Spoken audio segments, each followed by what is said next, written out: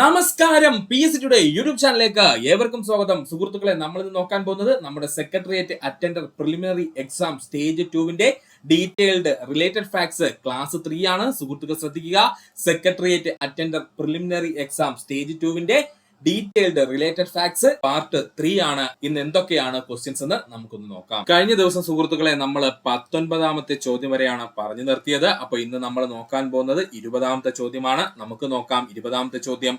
Agenda 21 എന്നത് എന്തിനെ കുറിക്കുന്നു? ശരിയായ ഉത്തരം ആഗോള സുസ്ഥിര വികസനമാണ്. സുഹൃത്തുക്കൾ പഠിച്ചോളുക. അജണ്ട 21 എന്നത് എന്തിനെ കുറിക്കുന്നു എന്ന് ചോദിച്ചാൽ ആഗോള സുസ്ഥിര വികസനത്തിനെ കുറിച്ച്. ഐക്യരാഷ്ട്രസഭയുടെ അജണ്ട 21 സുസ്ഥിര വികസനത്തിനായുള്ള നോൺ ബൈൻഡിംഗ് പ്രവർത്തന പദ്ധതിയാണ്. പഠിച്ചോളനെ, ഐക്യരാഷ്ട്രസഭയുടെ അജണ്ട 21 എന്ന് പറയുന്നത് സുസ്ഥിര വികസനത്തിനായുള്ള നോൺ ബൈൻഡിംഗ് പ്രവർത്തന പദ്ധതിയാണ്.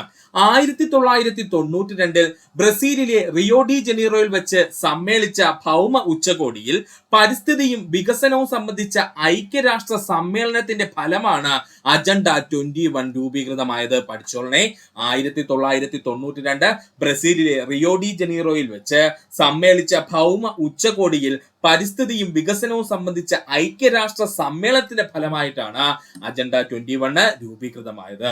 UN മറ്റ് ബഹുമുഖ സംഘടനകൾ, വിവിധ പരമാധികാര ഗവൺമെന്റുകൾ എന്നിവയെ ഉൾപ്പെടുത്തിക്കൊണ്ട് പ്രാദേശികമായും ദേശീയമായും അന്തർദേശീയമായും നടപ്പിലാക്കാൻ കഴിയുന്ന പദ്ധതികളുടെ കൂട്ടമാണ് അജണ്ട 21 എന്ന പേരിൽ അറിയപ്പെടുന്നത്. UN മറ്റു ബഹുമുഖ സംഘടനകള്, വിവിധ പരമാധികാര ഗവൺമെന്റുകൾ എന്നിവയെ ഉൾപ്പെടുത്തിക്കൊണ്ട് പ്രാദേശികമായും ദേശീയമായും അന്തർദേശീയമായും നടപ്പിലാക്കാൻ കഴിയുന്ന പദ്ധതികളുടെ കൂട്ടം അറിയപ്പെടുന്ന പേരെന്താണ്? അജണ്ട 21 എന്നാണ്. ഒന്നുകൂടെ പറയാം സുഹൃത്തുക്കളെ, ശ്രദ്ധിക്കുക. ഐക്യരാഷ്ട്രസഭയുടെ അജണ്ട 21 സുസ്ഥിര വികസനത്തിനായുള്ള ഒരു നോൺ ബൈൻഡിംഗ് പ്രവർത്തന പദ്ധതിയാണ്. 1992 ബ്രസീലിലെ റിയോ ഡി ജനീറോയിൽ വെച്ച് നടന്ന ഭൗമ ഉച്ചകോടിയിൽ പരിസ്ഥിതിയും വികസനവും സംബന്ധിച്ച ഐക്യരാഷ്ട്ര സമ്മേളനത്തിന്റെ ഫലമായാണ് അജണ്ട 21 രൂപീകൃതമായത്. UN മറ്റ് ബഹുമുഖ സംഘടനകൾ, വിവിധ പരമാധികാര ഗവൺമെന്റുകൾ എന്നിവയെ ഉൾപ്പെടുത്തിക്കൊണ്ട് പ്രാദേശികമായും ദേശീയമായും അന്തർദേശീയമായും നടപ്പിലാക്കാൻ കഴിയുന്ന പദ്ധതികളുടെ കൂട്ടമാണ് അജണ്ട 21 എന്നറിയപ്പെടുന്നത്. ഓരോ പ്രാദേശിക സർക്കാരും പദ്ധതിയുടെ പ്രധാന ലക്ഷ്യങ്ങളിൽ ഒന്നായ സ്വന്തം പ്രാദേശിക അജണ്ട 21 രൂപീകരിക്കണം. ഇമ്പോർട്ടന്റ് ആണ്, പഠിച്ചോളനെ. ഓരോ പ്രാദേശിക സർക്കാരും പദ്ധതിയുടെ പ്രധാന ലക്ഷ്യങ്ങളിൽ ഒന്നായ സ്വന്തം പ്രാദേശിക അജണ്ട രൂപീകരിക്കണം. 2000 ആഗോള സുസ്ഥിര വികസനം കൈവരിക്കുക എന്നതായിരുന്നു അജണ്ട 21 പ്രാരംഭ ലക്ഷ്യം. പേരിലെ 21 എന്നത് 21ാം നൂറ്റാണ്ടിനെ സൂചിപ്പിക്കുന്നു, അല്ലാതെ 2021 ഒന്നും അല്ല കേട്ടോ സുഹൃത്തുക്കളെ, ശ്രദ്ധിച്ചോളനെ. 2000 ആഗോള സുസ്ഥിര വികസനം കൈവരിക്കുക എന്നതായിരുന്നു അജണ്ട 21 പ്രാരംഭ ലക്ഷ്യം എന്ന് പറയുന്നത്. പേരിലുള്ള 21 എന്നത് 21ാം നൂറ്റാണ്ടിനെ സൂചിപ്പിക്കുന്നതാണ്. 1992 ജൂൺ 3 ആരംഭിച്ച ഈ ഭൗമ ഉച്ചകോടിയിൽ വെച്ച് 178-ലധികം ഗവൺമെന്റുകൾ അജണ്ട 21 പ്രസ്താവനയിൽ ഒപ്പുവെച്ചു. ഇമ്പോർട്ടന്റ് ആണ്, പഠിച്ചോളനെ. 1992 ജൂൺ 3 ആരംഭിച്ച ഈ ഭൗമ ഉച്ചകോടിയിൽ വെച്ച് 178-ലധികം ഗവൺമെന്റുകൾ ഈ അജണ്ട 21 പ്രസ്താവനയിൽ ഒപ്പുവെച്ചു. 21ാമത്തെ ചോദ്യം. ആയുഷ്മാൻ ഭാരത് പ്രധാനമന്ത്രി ജൻ ആരോഗ്യ യോജന ഏത് പ്രായപരിധിയിലുള്ളവരെയാണ് ഉൾക്കൊള്ളിച്ചിരിക്കുന്നത്? ശരിയായ ഉത്തരം 70 വയസ്സിന് മുകളിലുള്ള എല്ലാവരെയുമാണ്. 21ാമത്തെ ചോദ്യം.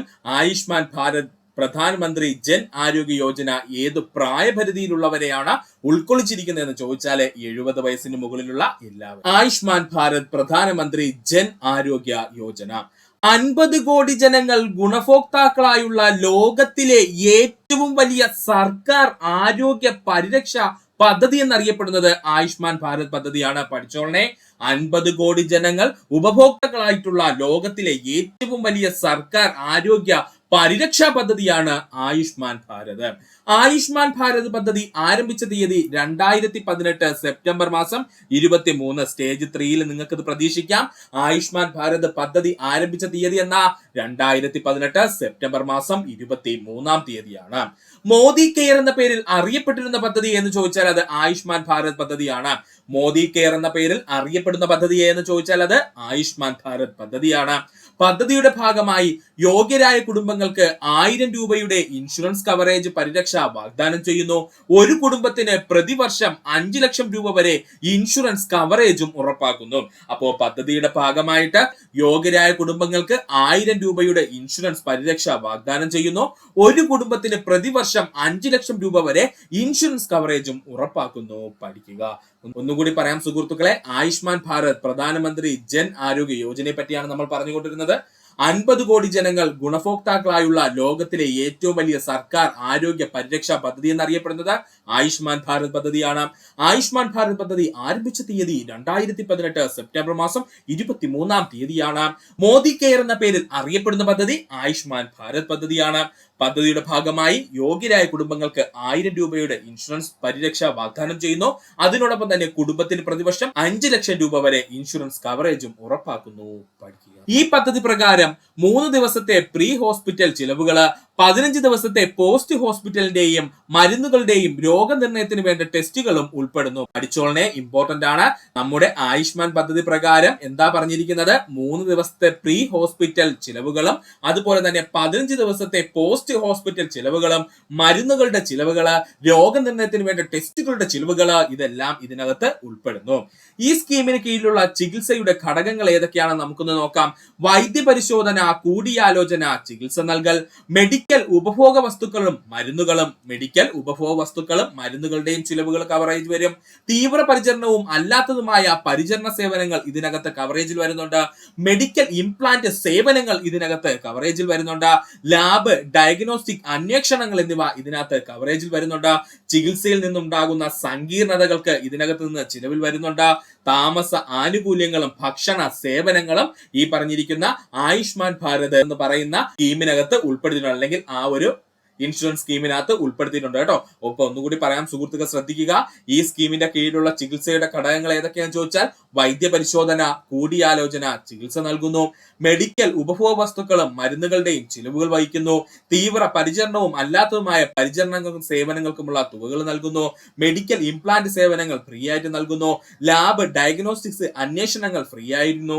അതുപോലെ ചികിത്സയിൽ നിന്നും ഉണ്ടാകുന്ന സങ്കീർണതകളെല്ലാം അതുമായി ബന്ധപ്പെട്ടിട്ടുള്ളതിനുള്ള ചിലവുകൾ ഇതിനകത്ത് ഉൾപ്പെടുത്തിയിട്ടുണ്ട്. അതുപോലെ തന്നെ ഒരു രോഗിയുടെ താമസ ആനുകൂല്യങ്ങളും ഭക്ഷണ സേവനങ്ങളും ഇതിനകത്ത് ഉൾപ്പെടുത്തിയിട്ടുണ്ട്.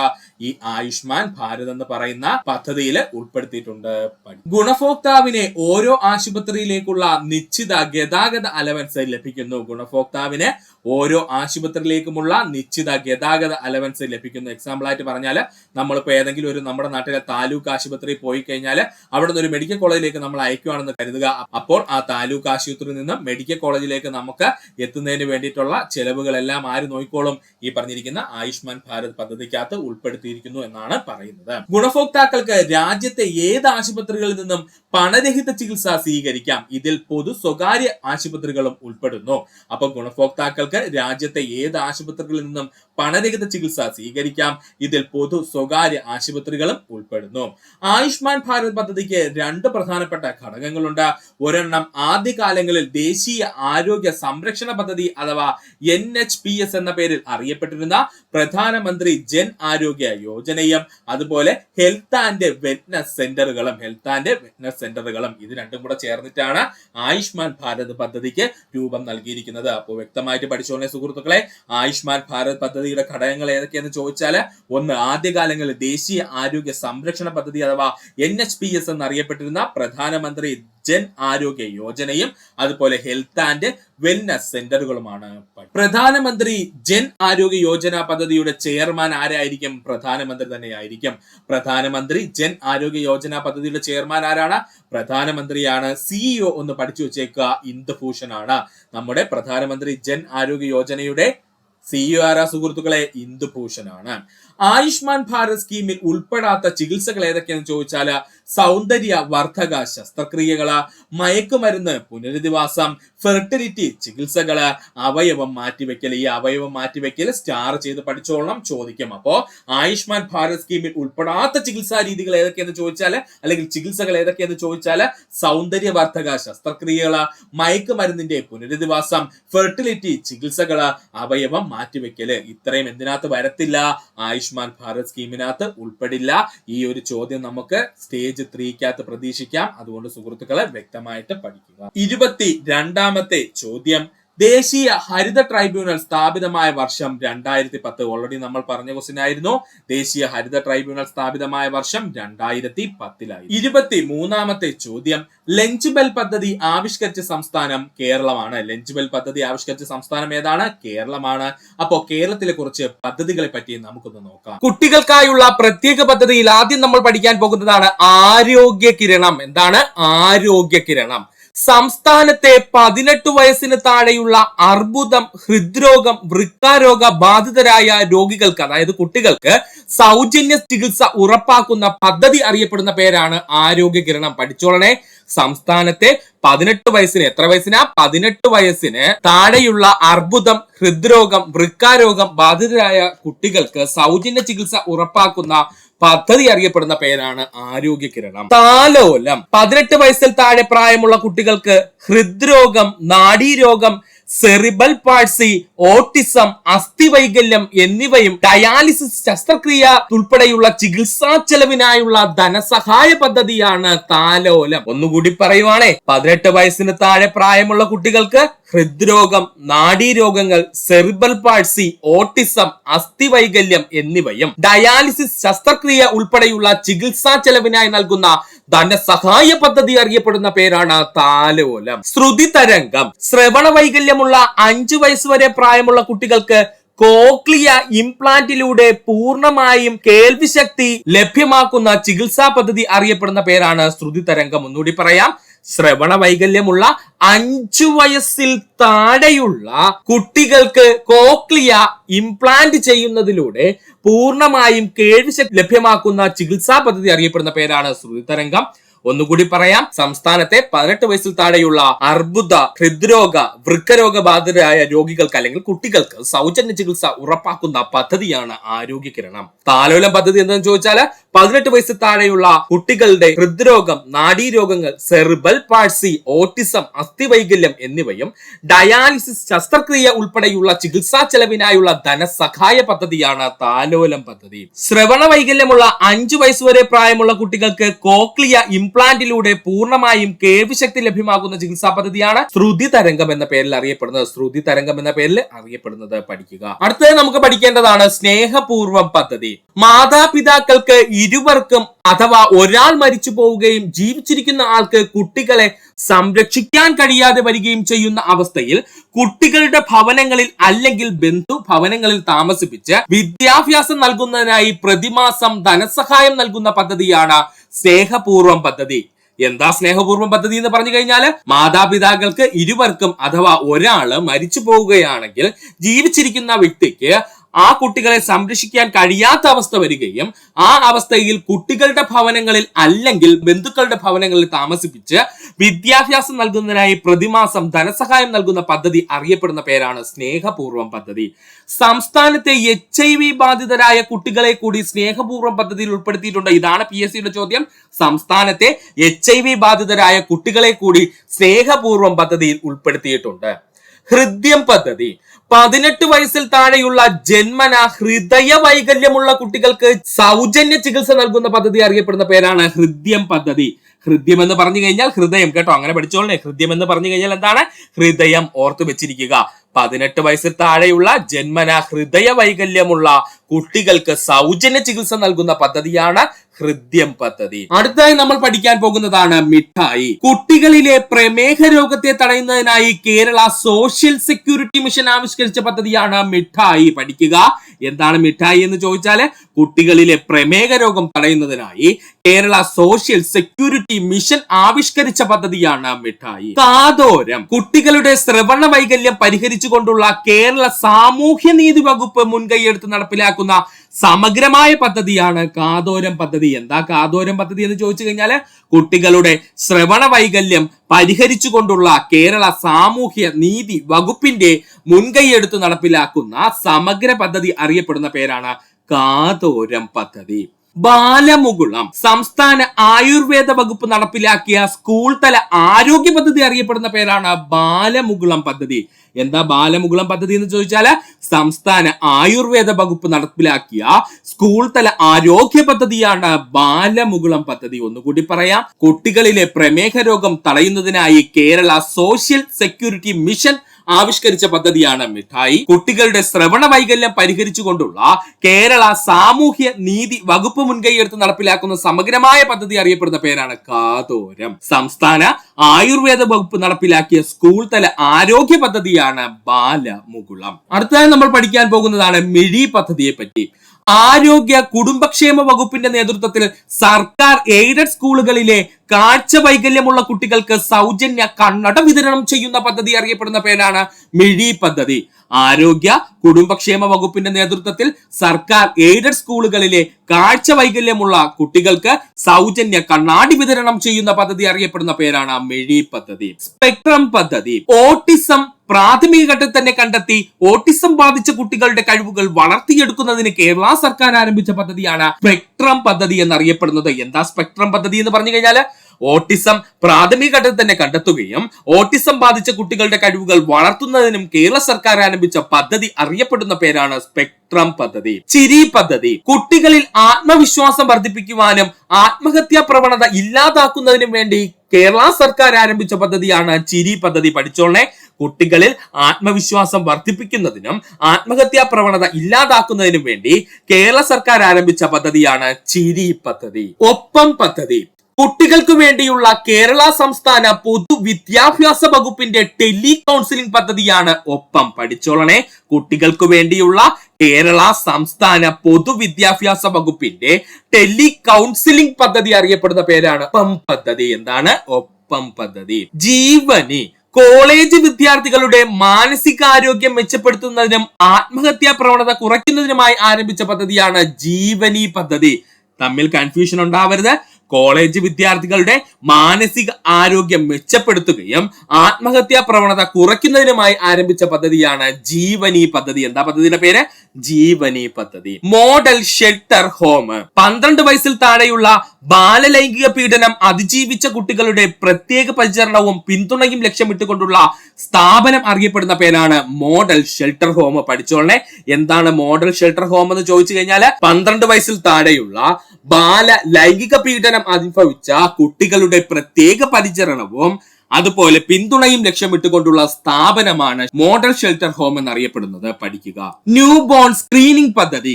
നവജാത ശിശുക്കളിലെ ജനിതക രോഗങ്ങൾ കണ്ടെത്തുന്നതിനുള്ള പദ്ധതിയാണ് ന്യൂ ബോൺ സ്ക്രീനിംഗ് പദ്ധതി. പഠിച്ചോളനെ, നവജാത ശിശുക്കളിലെ ജനിതക രോഗങ്ങൾ കണ്ടെത്തുന്നതിനുള്ള പദ്ധതിയാണ് ന്യൂ ബോൺ സ്ക്രീനിംഗ് പദ്ധതി.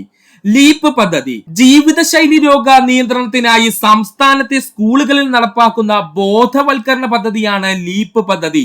ജീവിതശൈലി രോഗങ്ങൾ നിയന്ത്രിക്കുന്നതിനായി സംസ്ഥാനത്തെ സ്കൂളുകളിൽ നടപ്പാക്കുന്ന ബോധവൽക്കരണ പദ്ധതി അറിയപ്പെടുന്ന പേരാണ് ലീപ്പ് പദ്ധതി. സ്നേഹധാര. വളർച്ചാ വൈകല്യമുള്ള 12 വയസ്സുവരെയുള്ള കുട്ടികൾക്ക് സൗജന്യ ആയുർവേദ ചികിത്സ നൽകുന്ന പദ്ധതിയാണ് സ്നേഹധാര പദ്ധതി. പഠിച്ചോളണേ, വളർച്ചാ വൈകല്യമുള്ള 12 വയസ്സുവരെയുള്ള കുട്ടികൾക്ക് സൗജന്യമായി ആയുർവേദ ചികിത്സ നൽകുന്ന പദ്ധതിയാണ് സ്നേഹധാര പദ്ധതി. എന്താ അവന്റെ പേര്? സ്നേഹധാര പദ്ധതി. പോഷക ബാല്യം. 3 മുതൽ 6 വയസ്സിനിടയിലുള്ള കുട്ടികളുടെ പോഷകാഹാരം മെച്ചപ്പെടുത്തുന്നതിനായി കേരള സർക്കാർ ആരംഭിച്ച പദ്ധതിയാണ് പോഷക ബാല്യം പദ്ധതി. 3 വയസ്സ് മുതൽ 6 വയസ്സിനിടയിലുള്ള കുട്ടികളുടെ പോഷകാഹാരം മെച്ചപ്പെടുത്തുന്നതിനായി കേരള സർക്കാർ ആരംഭിച്ച പദ്ധതിയാണ് പോഷക ബാല്യം. ഒന്നുകൂടി പറയുവാണേ, നവജാത ശിശുക്കളിലെ ജനിതക രോഗങ്ങൾ കണ്ടെത്തുന്നതിന് തുടങ്ങിയ പദ്ധതി എന്ന് ചോദിച്ചാൽ അതാണ് ന്യൂ ബോൺ സ്ക്രീനിംഗ് പദ്ധതി. ജീവിതശൈലി രോഗങ്ങൾ നിയന്ത്രിക്കുന്നതിനായി സംസ്ഥാനത്തെ സ്കൂളുകളിൽ നടപ്പാക്കുന്ന ബോധവൽക്കരണ പദ്ധതിയാണ് ലീപ്പ് പദ്ധതി. വളർച്ചാ വൈകല്യമുള്ള 12 വയസ്സുവരെയുള്ള കുട്ടികൾക്ക് സൗജന്യ ആയുർവേദ ചികിത്സ നൽകുന്ന പദ്ധതിയാണ് സ്നേഹധാര പദ്ധതി. ധാര എന്ന് പറയുന്നത് സാധാരണ ആയുർവേദത്തിൽ ഉപയോഗിക്കുന്ന ഒരു വാക്കാണല്ലോ, അത് വെച്ച് പഠിക്കുക. പോഷക ബാല്യം. 3 മുതൽ 6 വയസ്സിനിടയിലുള്ള കുട്ടികളുടെ പോഷകാഹാരം മെച്ചപ്പെടുത്തുന്നതിനായി കേരള സർക്കാർ ആരംഭിച്ച പദ്ധതിയാണ് പോഷക ബാല്യം പദ്ധതി. പഠിക്കുക. തേനമൃത്. ലോക്ക്ഡൌൺ സാഹചര്യത്തിൽ 3 വയസ്സ് മുതൽ 6 വയസ്സ് വരെയുള്ള കുഞ്ഞുങ്ങളുടെ പോഷകക്കുറവ് പരിഹരിക്കുന്നതിനായി ആരംഭിച്ച പുതിയ പദ്ധതിയാണ് തേൻ അമൃത് പദ്ധതി. ലോക്ക്ഡൌൺ സാഹചര്യത്തില് 3 വയസ്സ് മുതൽ 6 വയസ്സ് വരെയുള്ള കുഞ്ഞുങ്ങളുടെ പോഷകക്കുറവ് പരിഹരിക്കുന്നതിനായി ആരംഭിച്ച പുതിയ പദ്ധതിയാണ് തേൻ അമൃത് പദ്ധതി. സനാഥ ബാല്യം. അനാഥരായ കുട്ടികൾക്ക് ആരോഗ്യപൂർണമായവും സന്തോഷപൂർവവുമായ ജീവിതം നൽകുന്നതിനായി കേരള സർക്കാർ ആരംഭിച്ച പദ്ധതിയാണ് സനാഥ ബാല്യം. പഠിച്ചോളെ, ഒത്തിരി ക്വസ്റ്റ്യൻ പേപ്പറിൽ കണ്ടിരുന്നു. അനാഥരായ കുട്ടികൾക്ക് ആരോഗ്യപൂർണമായതും സന്തോഷപൂർവവുമായ ജീവിതം നൽകുന്നതിനായി കേരള സർക്കാർ ആരംഭിച്ച പദ്ധതിയാണ് സനാഥ ബാല്യം. എന്താണ് സനാഥ ബാല്യം? ക്യാൻസർ സുരക്ഷാ പദ്ധതി. 18 വയസ്സിൽ താഴെയുള്ള ക്യാൻസർ ബാധിച്ച നിർധന കുട്ടികൾക്കായി കേരള ഗവൺമെന്റ് ആരംഭിച്ച പദ്ധതിയാണ് ക്യാൻസർ സുരക്ഷാ പദ്ധതി. 18 വയസ്സിൽ താഴെയുള്ള ക്യാൻസർ ബാധിച്ച നിർധന കുട്ടികൾക്കായി കേരള ഗവൺമെന്റ് ആരംഭിച്ച പദ്ധതിയാണ് ക്യാൻസർ സുരക്ഷാ പദ്ധതി. ശലഭം പദ്ധതി. സർക്കാർ ആശുപത്രിയിൽ ജനിക്കുന്ന എല്ലാ കുട്ടികളുടെയും സമഗ്രമായ പരിശോധനകൾക്ക് വിധേയമാക്കുന്നതിനുള്ള പദ്ധതിയാണ് ശലഭം പദ്ധതി. സർക്കാർ ആശുപത്രിയിൽ ജനിക്കുന്ന എല്ലാ കുട്ടികളുടെയും സമഗ്രമായ പരിശോധനകൾ നടത്തുന്നത് അല്ലെങ്കിൽ അതിന് വിധേയമാക്കുന്നതിനുള്ള പദ്ധതി അറിയപ്പെടുന്ന പേരാണ് ശലഭം പദ്ധതി. ഒന്നുകൂടി പറയുവാണേ, ലോക്ക്ഡൌൺ സാഹചര്യത്തിൽ 3 വയസ്സിനും 6 വയസ്സ് വരെയുള്ള കുഞ്ഞുങ്ങളുടെ പോഷകക്കുറവ് പരിഹരിക്കുന്നതിനായി ആരംഭിച്ച പുതിയ പദ്ധതിയാണ് തേൻ അമൃത് പദ്ധതി. അനാഥരായ കുട്ടികൾക്ക് ആരോഗ്യപൂർണമായതും സന്തോഷപൂർവവുമായ ജീവിതം നൽകുന്നതിനായി കേരള സർക്കാർ ആരംഭിച്ച പദ്ധതി സനാഥ ബാല്യം. 18 വയസ്സിൽ താഴെയുള്ള ക്യാൻസർ ബാധിച്ച നിർധന കുട്ടികൾക്കായി കേരള ഗവൺമെന്റ് ആരംഭിച്ച പദ്ധതി ക്യാൻസർ സുരക്ഷാ പദ്ധതി. സർക്കാർ ആശുപത്രിയിൽ ജനിക്കുന്ന എല്ലാ കുട്ടികളുടെയും സമഗ്രമായ പരിശോധനകൾക്ക് വിധേയമാക്കുന്നതിനുള്ള പദ്ധതി അറിയപ്പെടുന്ന പേരാണ് ശലഭം പദ്ധതി. 24ാമത്തെ ചോദ്യം. താഴെ തന്നിരിക്കുന്നവയിൽ 1920 നിസ്സഹകരണ പ്രസ്ഥാനവുമായി ബന്ധമില്ലാത്തത് ഏതാണ് എന്ന് ചോദിച്ചിരിക്കുന്നു. നമുക്ക് നോക്കാം. തിരഞ്ഞെടുപ്പുകൾ ബഹിഷ്കരിക്കുക, ഫ്യൂഡൽ നികുതി നൽകുക, നികുതി നൽകാതിരിക്കുക. ഇത്രയുമായിരുന്നു പറഞ്ഞിരിക്കുന്ന പോയിന്റ്സ്. ഇതിൽ ഏതാ സുഹൃത്തുക്കളെ 1920 നിസ്സഹകരണ പ്രസ്ഥാനവുമായി ബന്ധമില്ലാത്തത്? ഫ്യൂഡൽ നികുതി നൽകുക. ഒരു നികുതിയും, അതായത് ഈ ബ്രിട്ടീഷുകാർക്ക് യാതൊരു നികുതിയും നൽകരുതെന്ന് പറഞ്ഞതാണ് നിസ്സഹകരണ പ്രസ്ഥാനം എന്നുള്ളത്. അപ്പൊ അതിനകത്ത് ഫ്യൂഡൽ നികുതി എന്നോ മറ്റൊരു നികുതി എന്നോ ഒന്നുമില്ല. ബ്രിട്ടീഷുകാർ എന്തൊക്കെ കൊണ്ടുവരുന്നോ അതിനെ എല്ലാം എതിർക്കണം എന്നാണ് ആര് പറഞ്ഞത്? നിസ്സഹകരണ പ്രസ്ഥാനം പറഞ്ഞത്. അതായത് തെറ്റായിട്ടുള്ള അവരുടെ നികുതി നയങ്ങൾ മുഴുവനും എതിർക്കണമെന്ന് ആര് പറഞ്ഞിരുന്നു? നിസ്സഹകരണ പ്രസ്ഥാനം പറഞ്ഞിരുന്നു. അതുകൊണ്ട് തന്നെ ഇവിടെ ശരിയായിട്ടുള്ള ഉത്തരം ഏതാണ്? ഓപ്ഷൻ ബി 2 മാത്രമാണ് ഇവിടെ തെറ്റായിട്ടുള്ളത്. അപ്പോൾ തിരഞ്ഞെടുപ്പുകൾ ബഹിഷ്കരിക്കുക എന്ന് പറഞ്ഞു. ഏതാണ്? നിസ്സഹകരണ പ്രസ്ഥാനത്തിന്റെ ഭാഗമായിട്ട് ഏതൊരു തരത്തിലുള്ള നികുതിയാണോ അത് ബ്രിട്ടീഷുകാർ കൊണ്ടുവന്നതാണോ എങ്കിൽ ആ നികുതി നൽകാതിരിക്കുക എന്നും ഇതിനകത്ത് പറയുന്നു. 1920 നിസ്സഹകരണ പ്രസ്ഥാനവുമായി ബന്ധപ്പെട്ട് പറയുന്നു. അപ്പൊ നിസ്സഹകരണ പ്രസ്ഥാനവുമായി ബന്ധപ്പെട്ട് കുറച്ച് പോയിന്റ്സ് നമുക്ക് നോക്കാം. ഗാന്ധിജിയുടെ നേതൃത്വത്തിൽ ഇന്ത്യൻ നാഷണൽ കോൺഗ്രസ് നടത്തിയ ആദ്യത്തെ ദേശീയ പ്രക്ഷോഭം ചോദിച്ചാൽ അത് നിസ്സഹകരണ സമരമാണ്. നിസ്സഹകരണ പ്രസ്ഥാനത്തെ പറ്റി നമുക്ക് നോക്കാം. 1920 കൊൽക്കത്തയിൽ ചേർന്ന ഇന്ത്യൻ നാഷണൽ കോൺഗ്രസിന്റെ പ്രത്യേക സമ്മേളനത്തിൽ നിസ്സഹകരണ പ്രസ്ഥാന പ്രമേയം അവതരിപ്പിച്ചത് ഗാന്ധിജി. ഇങ്ങനെ തന്നെ പഠിച്ചോളണേ. 1920 കൊൽക്കത്തയിൽ ചേർന്ന ഇന്ത്യൻ നാഷണൽ കോൺഗ്രസിന്റെ പ്രത്യേക സമ്മേളനത്തിൽ നിസ്സഹകരണ പ്രസ്ഥാന പ്രമേയം അവതരിപ്പിച്ച വ്യക്തി ഗാന്ധിജിയാണ്. ഇവിടെ നിന്ന് ഒത്തിരി പോയിന്റ്സ് നമ്മൾ പഠിച്ചു. നിസ്സഹകരണ പ്രസ്ഥാന പ്രമേയം അവതരിപ്പിച്ച വ്യക്തി ആരെന്ന് ചോദിച്ചാൽ അത് ഗാന്ധിജിയാണ്. 1920 കൊൽക്കത്തയിൽ നടന്ന ഇന്ത്യൻ നാഷണൽ കോൺഗ്രസിന്റെ പ്രത്യേക സമ്മേളനത്തിലാണ് ഗാന്ധിജി നിസ്സഹകരണ പ്രസ്ഥാനത്തിന്റെ പ്രമേയം അവതരിപ്പിച്ചത്. ഗാന്ധിജിയുടെ നേതൃത്വത്തിൽ ഇന്ത്യയിൽ നടന്ന ആദ്യത്തെ ബഹുജന പ്രക്ഷോഭം എന്നറിയപ്പെടുന്നത് നിസ്സഹകരണ പ്രസ്ഥാനം. പഠിക്കുക, ഇമ്പോർട്ടന്റ് ആണ്. ഗാന്ധിജിയുടെ നേതൃത്വത്തിൽ ഇന്ത്യയിൽ നടന്ന ആദ്യത്തെ ബഹുജന പ്രക്ഷോഭം ഏത് എന്ന് ചോദിച്ചാൽ അത് നിസ്സഹകരണ പ്രസ്ഥാനമാണ്. നിസ്സഹകരണ പ്രസ്ഥാനത്തെ പിന്തുണച്ചുകൊണ്ട് തങ്ങളുടെ വക്കീൽ അഭ്യാസം നിർത്തിയ ദേശീയ നേതാക്കൾ ആരെന്ന് ചോദിച്ചു കഴിഞ്ഞാൽ അത് മോത്തിലാൽ നെഹ്റു, രാജേന്ദ്ര പ്രസാദ്, CR ദാസ്. ഈ 3 പേരുടെ പേരും PSC പ്രീവിയസ് ആയി ചോദിച്ചിട്ടുണ്ടേ. നിസ്സഹകരണ പ്രസ്ഥാനത്തെ പിന്തുണച്ചുകൊണ്ട് തങ്ങളുടെ വക്കീൽ അഭ്യാസം നിർത്തിയ ദേശീയ നേതാക്കൾ ആരെന്ന് ചോദിച്ചു കഴിഞ്ഞാൽ അത് മോത്തിലാൽ നെഹ്റു, ഡോക്ടർ രാജേന്ദ്ര പ്രസാദ്, അതുപോലെ തന്നെ CR ദാസുമാണ്. ഈ 3 വ്യക്തിത്വങ്ങളുടെ പേരും സുഹൃത്തുക്കൾ പഠിക്കണം. നിസ്സഹകരണ പ്രസ്ഥാനത്തിന്റെ ഭാഗമായിട്ട് അറസ്റ്റ് വരിച്ച വനിതകൾ ആരെന്ന് ചോദിച്ചാൽ വാസന്തി ദേവിയും ഊർമിള ദേവിയും. മോസ്റ്റ് ഇമ്പോർട്ടന്റ് പോയിന്റ് ആണ് പറഞ്ഞത്. നിസ്സഹകരണ പ്രസ്ഥാനത്തിൽ പങ്കെടുത്തതിന്റെ ഭാഗമായി അറസ്റ്റ് വരിച്ച വനിതകൾ ആര് എന്ന് ചോദിച്ചാൽ അത് വാസന്തി ദേവിയും ഊർമിള ദേവിയുമാണ്. ഒന്നുകൂടി പറയാം സുഹൃത്തുക്കളെ. 1920 കൊൽക്കത്തയിൽ ചേർന്ന ഇന്ത്യൻ നാഷണൽ കോൺഗ്രസിന്റെ പ്രത്യേക സമ്മേളനത്തിൽ നിസ്സഹകരണ പ്രസ്ഥാന പ്രമേയം അവതരിപ്പിച്ചത് ഗാന്ധിജിയാണ്. ഗാന്ധിജിയുടെ നേതൃത്വത്തിൽ ഇന്ത്യയിൽ നടന്ന ആദ്യത്തെ ബഹുജന പ്രക്ഷോഭം, ഒരുപാട് ജനങ്ങളെ ചേർത്തുകൊണ്ടുണ്ടാക്കിയ ബഹുജന പ്രക്ഷോഭം എന്ന് ചോദിച്ചാൽ അത് നിസ്സഹകരണ പ്രസ്ഥാനമാണ്. നിസ്സഹകരണ പ്രസ്ഥാനത്തെ പിന്തുണച്ചുകൊണ്ട് തങ്ങളുടെ വക്കീൽ അഭ്യാസം നിർത്തലാക്കിയ നേതാക്കൾ ചോദിച്ചു കഴിഞ്ഞാൽ മോത്തിലാൽ നെഹ്റു, രാജേന്ദ്ര പ്രസാദ്, CR ദാസ്. നിസ്സഹകരണ പ്രസ്ഥാനത്തിൽ പങ്കെടുത്ത് അറസ്റ്റ് വരിച്ച വനിതകൾ ചോദിച്ചാൽ അത് വാസന്തി ദേവിയും ഊർമിള ദേവിയുമാണ്. ആരൊക്കെയാണ്? വാസന്തി ദേവിയും ഊർമിള ദേവിയും. 25ാമത്തെ ചോദ്യം, താഴെ പറയുന്നവയിൽ ശ്രീനാരായണ ഗുരു രചിച്ച ഗ്രന്ഥം ഏതാണ്? നമുക്ക് എല്ലാവർക്കും അറിയാം, ഓപ്ഷൻ ഡി നവമഞ്ജരിയാണ്. താഴെ പറയുന്നവയിൽ ശ്രീനാരായണ ഗുരു രചിച്ച ഗ്രന്ഥം ഏതാണ്? Option D നവമഞ്ജരിയാണ്. ശ്രീനാരായണ ഗുരുവിന്റെ പ്രശസ്തമായ ഗ്രന്ഥങ്ങൾ നമുക്കൊന്ന് നോക്കാം സുഹൃത്തുക്കളെ. ഈ ശ്രീനാരായണ ഗുരുവിന്റെ ഗ്രന്ഥങ്ങൾ പഠിക്കാതെ പോകരുത്. കഴിഞ്ഞ സ്റ്റേജ് 1-നകത്തും സ്റ്റേജ് 2-നകത്തും ഒരുപോലെ ശ്രീനാരായണ ഗുരുവിന്റെ ഗ്രന്ഥങ്ങൾ PSC ചോദിച്ചു കഴിഞ്ഞു. അതുകൊണ്ട് സ്റ്റേജ് 3ക്ക് നമുക്കിത് പ്രതീക്ഷിക്കാം. അതുകൊണ്ട് പഠിക്കുക. ശ്രീനാരായണ ഗുരുവിന്റെ ഈ പറഞ്ഞിരിക്കുന്ന ഗ്രന്ഥം ഏതെന്ന് ചോദിച്ചു കഴിഞ്ഞാൽ അത് നവമഞ്ജരിയാണ്. ബാക്കി ഗ്രന്ഥങ്ങൾ നമുക്കൊന്ന് നോക്കാം. ഈ ഭാഗത്ത് നിന്ന് PSC ചോദിച്ചിട്ടുള്ള പ്രധാനപ്പെട്ട എല്ലാ പുസ്തകങ്ങളും നമ്മൾ ആടിയിട്ടുണ്ട്. ആത്മോപദേശ ശതകം, ഫസ്റ്റ് പുസ്തകം ഏതാണ്? ആത്മോപദേശ ശതകം. ദൈവദശകം, ശിവദശകം, ദർശനമാല, അദ്വൈത ദീപിക, എന്താണ്? അദ്വൈത ദീപിക. ജാതി ലക്ഷണം, എന്താണ്? ജാതി ലക്ഷണം. ജാതി മീമാംസ, എന്താണ്? ജാതി മീമാംസ. നിർവൃതി പഞ്ചകം, ഇത്രയുമാണ് പ്രധാനപ്പെട്ട ശ്രീനാരായണ ഗുരുസ്വാമിയുടെ പുസ്തകങ്ങള്. ഇനി ഇത് പഠിക്കാൻ ബുദ്ധിമുട്ടുള്ള സുഹൃത്തുക്കൾക്ക് നമുക്ക് ഒരു ചെറിയ കോഡിലൂടെ ഇതങ്ങ് പഠിക്കാം. ഈ കോഡ് അങ്ങ് പഠിച്ചു വെച്ചിരുന്നാൽ അദ്ദേഹത്തിന്റെ പ്രധാനപ്പെട്ട പുസ്തകങ്ങളെല്ലാം നമ്മുടെ മനസ്സിലിരിക്കും. ചെറിയൊരു കോഡാണ്. ശ്രീനാരായണനായ ശിവന്റെ ആത്മദർശനം കിട്ടിയ ദീപിക ലക്ഷണം കെട്ട മീൻ ഉപേക്ഷിച്ച് നിർവൃതി അടഞ്ഞു. മറക്കരുത്, ശ്രീനാരായണനായ ശിവന്റെ ആത്മദർശനം കിട്ടിയ ദീപിക ലക്ഷണം കെട്ട മീൻ ഉപേക്ഷിച്ച് നിർവൃതി അടഞ്ഞു. കോഡ് ഒന്ന് റിപ്പീറ്റ് ചെയ്ത് പറയുവാണേ. ശ്രീനാരായണനായ ശിവന്റെ ആത്മദർശനം കിട്ടിയ ദീപിക ലക്ഷണം കെട്ട മീൻ എന്ത് ചെയ്തു? ഉപേക്ഷിച്ചു. എന്നിട്ട് എന്ത് ചെയ്തു? നിർവൃതി അടഞ്ഞു. ഇനി നമുക്ക് ഇതിന്റെ എക്സ്പ്ലനേഷൻ ഒന്ന് നോക്കാം. ശ്രീനാരായണനായ എന്ന് പറഞ്ഞു കഴിഞ്ഞാൽ അത്രേ ഉള്ളൂ. ആരാടെ? നമ്മുടെ ശ്രീനാരായണ ഗുരുസ്വാമിയെ പറ്റി പറയാൻ വേണ്ടിയിട്ടാണ് ശ്രീനാരായണനായ എന്ന് പറഞ്ഞത്. അപ്പൊ ശ്രീനാരായണനായ എന്ന് വെച്ചാൽ ശ്രീനാരായണ ഗുരു. ശിവന്റെ എന്ന് പറഞ്ഞു കഴിഞ്ഞാൽ ഓർക്കുക, ശിവശതകം. ആത്മാ എന്നുകൊണ്ട് ഉദ്ദേശിക്കുന്നത് ആത്മോപദേശ ശതകം. ആത്മാ എന്നുകൊണ്ട് ഉദ്ദേശിക്കുന്നത് എന്താണ്? ആത്മോപദേശ ശതകം എന്നുള്ള പുസ്തകത്തിനെയാണ് ആത്മ കൊണ്ട് നമ്മൾ ഉദ്ദേശിച്ചത്. ദർശനം എന്ന് പറഞ്ഞാൽ ദർശനമാല. ദർശനം കിട്ടിയ ദീപിക. ദീപിക എന്ന് വെച്ചാൽ അദ്വൈത ദീപിക. ദീപിക എന്നുകൊണ്ട് ഉദ്ദേശിച്ചത് എന്താണ്? അദ്വൈത ദീപിക. പഠിച്ചോളനെ. ലക്ഷണം എന്ന് പറഞ്ഞാൽ ജാതി ലക്ഷണം. ലക്ഷണം കൊണ്ട് ഉദ്ദേശിച്ചത് എന്താണ്? ജാതി ലക്ഷണം. മീൻ എന്ന് പറഞ്ഞത് ഉദ്ദേശിക്കുന്നത് ജാതി മീമാംസ. മീൻ എന്ന് പറഞ്ഞുകൊണ്ട് ഉദ്ദേശിക്കുന്നത് എന്താണ്? ജാതി മീമാംസ. നിർവൃതി അടഞ്ഞു. നിർവൃതി എന്ന് പറഞ്ഞാൽ എന്താണ്? നിർവൃതി പഞ്ചകം. നിർവൃതി എന്ന് പറഞ്ഞു കഴിഞ്ഞാൽ എന്താണ്? നിർവൃതി പഞ്ചകം. ഒന്നുകൂടി കോഡ് പറഞ്ഞു തരാം. ശ്രീനാരായണനായ ശിവന്റെ ആത്മദർശനം കിട്ടിയ ദീപിക ലക്ഷണം കെട്ട മീൻ ഉപേക്ഷിച്ച് നിർവൃതി അടഞ്ഞു.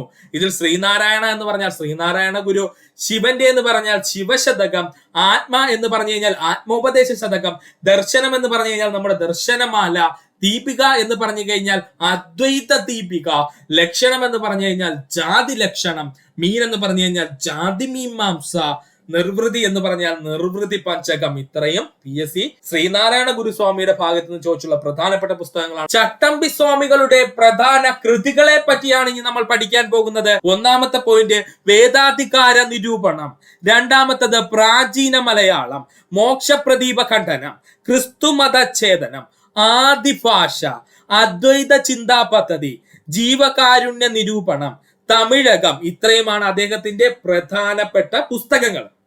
ഇതിൽ തന്നെ വേദാധികാര നിരൂപണം, പ്രാചീന മലയാളം, മോക്ഷപ്രദീപ ഖണ്ഡനം, ക്രിസ്തുമതഛേദനം, ആദിഭാഷ, ഇത് ഇത്രയും ഇമ്പോർട്ടന്റ് ആയിട്ട് തന്നെ പഠിക്കുക. നമുക്ക് കോഡിലേക്ക് പോകാം. ചട്ടമ്പിയായ ആദി മോക്ഷം കിട്ടാനായി ക്രിസ്തുവിന്റെ പ്രാചീന വേദം വായിച്ചു. ഇതങ്ങ് പഠിച്ചു വെച്ചേക്കുക. ഇത്രയേ ഉള്ളൂ നമുക്ക് പഠിക്കാനായിട്ട്. ഇതെന്ത് ചെയ്യുക? അങ്ങ് പഠിച്ചു വെച്ചേക്കുക. ചട്ടമ്പിയായ ആദി മോക്ഷം കിട്ടാനായി ക്രിസ്തുവിന്റെ പ്രാചീന വേദം എന്ത് ചെയ്തു? വായിച്ചു. ഒന്നുകൂടെ പറയാം. ചട്ടമ്പിയായ ആദി മോക്ഷം കിട്ടാനായി ക്രിസ്തുവിന്റെ പ്രാചീന വേദം എന്ത് ചെയ്തു? വായിച്ചു. ഇനി നമുക്ക് ഇവന്റെ എക്സ്പ്ലനേഷൻ ഒന്ന് നോക്കാം. ചട്ടമ്പി സ്വാമിയെ കുറിച്ച് പറയാനായിട്ടാണ് നമ്മള് ചട്ടമ്പി എന്ന് പറഞ്ഞത്. ആദി എന്ന് പറഞ്ഞു കഴിഞ്ഞാൽ എന്താണ്? ആദിഭാഷ. ആദി എന്താണ്? ആദിഭാഷ. മറക്കരുത്. ആദി എന്താണ്? ആദിഭാഷ. മോക്ഷം കിട്ടാനായി മോക്ഷപ്രദീപ ഖണ്ഡനം. മോക്ഷം കിട്ടാനെന്ന് വെച്ച് കഴിഞ്ഞാല് മോക്ഷപ്രദീപ ഖണ്ഡനം. അതുപോലെ തന്നെയാണ് ക്രിസ്തു മതഛേദനം. ക്രിസ്തു എന്ന് വെച്ചാൽ എന്താണ്? ക്രിസ്തു മതഛേദനം. പ്രാചീന എന്ന് വെച്ചാൽ പ്രാചീനം എന്ന് വെച്ചാൽ പ്രാചീന മലയാളം. പ്രാചീന എന്ന് വെച്ചാൽ എന്താണ്? പ്രാചീന മലയാളം. വേദം എന്ന് പറഞ്ഞു കഴിഞ്ഞാൽ വേദാധികാര നിരൂപണം. വേദം എന്ന് പറഞ്ഞു കഴിഞ്ഞാൽ എന്തായിരുന്നു? വേദാധികാര നിരൂപണം. ചട്ടമ്പി സ്വാമിയാർ എന്ന് പറഞ്ഞു കഴിഞ്ഞാൽ അക്കാലത്ത് സൂപ്പർ ട്രോളനായിരുന്നു. പുള്ളിക്കാരൻ എന്ത് ചെയ്യും? ബാക്കിയുള്ളവരുടെ പുസ്തകങ്ങൾ എടുത്ത് വെച്ച് വായിച്ചിട്ട് അദ്ദേഹത്തിന്റെ മനസ്സിൽ ശരിയല്ലെന്ന് തോന്നിയാൽ അദ്ദേഹം അപ്പോഴേ അതിനെ എന്ത് ചെയ്യും? അത് തെറ്റാണെന്ന് പറഞ്ഞുകൊണ്ട് എന്ത് ചെയ്യും? അപ്പൊ പുസ്തകം എഴുതും. അതുകൊണ്ടാണ് ചട്ടമ്പി സ്വാമിയാരുടെ പുസ്തകങ്ങൾ ഏറ്റവും ഇമ്പോർട്ടന്റ് ആയിട്ട് തന്നെ പഠിക്കണമെന്ന് പറയുന്നതിന്റെ കാരണം ചട്ടമ്പിയായ ആദി മോക്ഷം കിട്ടാനായി ക്രിസ്തുവിന്റെ പ്രാചീന വേദം എന്ത് ചെയ്തു? വായിച്ചു. അപ്പൊ ചട്ടമ്പി എന്ന് വെച്ചാൽ ചട്ടമ്പി സ്വാമികള്, ആദി എന്ന് വെച്ച് കഴിഞ്ഞാൽ ആദി ഭാഷ, മോക്ഷം എന്ന് പറഞ്ഞാൽ മോക്ഷപ്രദീപ ഖണ്ഡനം, ക്രിസ്തു എന്ന് പറഞ്ഞാൽ എന്താണ്? ക്രിസ്തു മതഛേദനം, പ്രാചീന എന്ന് പറഞ്ഞു കഴിഞ്ഞാൽ പ്രാചീന മലയാളം, വേദം എന്ന് പറഞ്ഞാൽ വേദാധികാര നിരൂപണം. 26ാമത്തെ ചോദ്യം, ജലസംഭരണിയുടെ അവശിഷ്ടങ്ങൾ കണ്ടെത്തിയ ഹാരപ്പൻ പ്രദേശം ഏതാണ്? ഉത്തരം ഓപ്ഷൻ സി ധോളാവീരയാണ് കേട്ടോ. ജലസംഭരണിയുടെ അവശിഷ്ടങ്ങൾ കണ്ടെത്തിയ ഹാരപ്പൻ പ്രദേശം ഏതെന്ന് ചോദിച്ചു കഴിഞ്ഞാല് ഓപ്ഷൻ സി ധോളാവീരയാണ്. നമുക്ക് നോക്കാം സിന്ധു നദീതട സംസ്കാരം. സിന്ധു നദിയുടെയും അതിന്റെ കൈവഴികളുടെയും തീരത്തെ വിവിധ പ്രദേശങ്ങളിൽ നിലനിന്നിരുന്ന സംസ്കാരം സിന്ധു നദീതട സംസ്കാരം എന്ന പേരിൽ അറിയപ്പെടുന്നു. എന്താ സിന്ധു നദീതട സംസ്കാരം എന്ന് ചോദിച്ചു കഴിഞ്ഞാല് സിന്ധു നദിയുടെയും അതിന്റെ കൈവഴികളുടെയും തീരത്തെ വിവിധ പ്രദേശങ്ങളിൽ നിലനിന്നിരുന്ന സംസ്കാരം അല്ലെങ്കിൽ ജനങ്ങളുടെ കൂട്ടായ്മ അറിയപ്പെട്ടിരുന്ന പേരാണ് സിന്ധു നദീതട സംസ്കാരം എന്ന്. സിന്ധു നദീതട സംസ്കാരം അറിയപ്പെടുന്ന മറ്റൊരു പേരാണ് ഹാരപ്പൻ സംസ്കാരം. ഇവിടെ വെച്ച് പഠിച്ചോളേ, സിന്ധു നദീതട സംസ്കാരം അറിയപ്പെടുന്ന മറ്റൊരു പേര് എന്താണ്? ഹാരപ്പൻ സംസ്കാരം എന്ന്.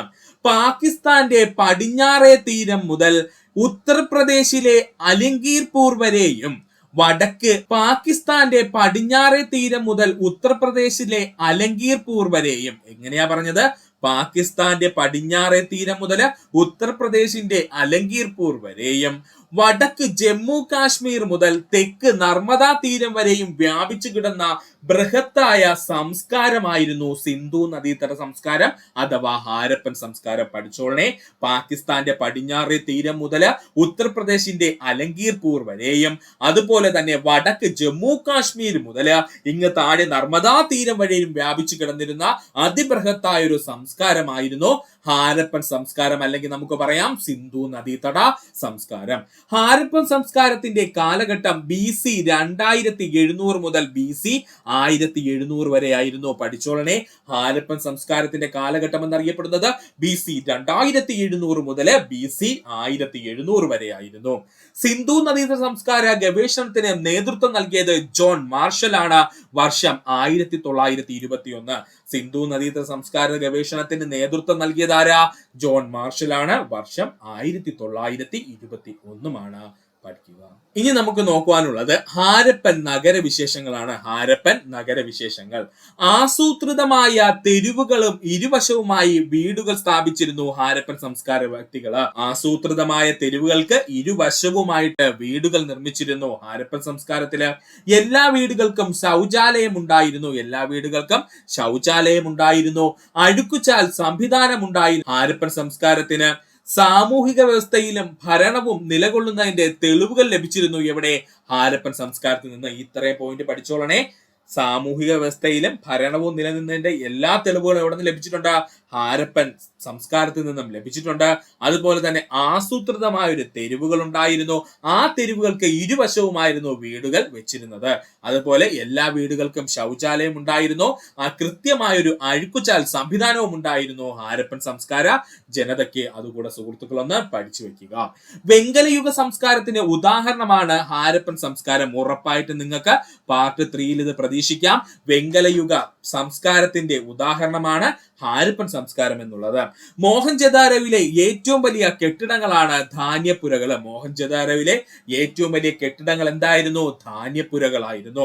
രംഗാപൂർ, ലോത്തൽ എന്നീ ഹാരപ്പൻ നഗരങ്ങളിൽ നിന്നും നെൽകൃഷി ചെയ്തതിന്റെ തെളിവുകൾ ലഭിച്ചിട്ടുണ്ട്. രംഗാപൂർ, ലോത്തൽ എന്നീ ഹാരപ്പൻ നഗരങ്ങളിൽ നിന്നും നെൽകൃഷി ചെയ്ത തെളിവുകളും ലഭിച്ചിട്ടുണ്ട്. പഠിക്കുക. ഹാരപ്പൻ ജനതയ്ക്ക് സങ്കീർണമായ ജലസേചന സംവിധാനങ്ങൾ ഉണ്ടായിരുന്നു. ഹാരപ്പൻ ജനതയ്ക്ക് സങ്കീർണമായ വിപുലീകരണമായ ജലസേചന സംവിധാനങ്ങൾ ഉണ്ടായിരുന്നു. കളിമണ്ണ് കൊണ്ട് കലപ്പ, ജീവികളുടെ കളിമൺ രൂപങ്ങൾ എന്നിവ ഹാരപ്പൻ നഗരങ്ങളിൽ നിന്നും ലഭിച്ചിരുന്നു. പഠിച്ചോളനെ, കളിമണ്ണ് കൊണ്ടുണ്ടാക്കിയ കലപ്പ, ജീവികളുടെ കളിമൺ രൂപങ്ങൾ എന്നിവ ഹാരപ്പൻ നഗരങ്ങളിൽ നിന്നും ലഭിച്ചിരുന്നു.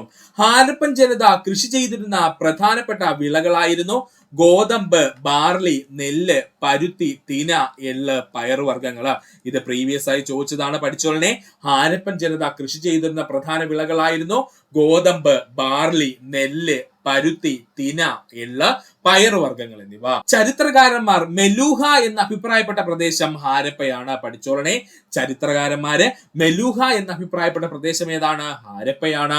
സിന്ധു നദീ സംസ്കാരത്തിലെ കടൽ വഴിയുള്ള വാണിജ്യ കേന്ദ്രം ലോഥലാണ്. ഇതങ്ങ് പഠിച്ചു വെച്ചോളനെ.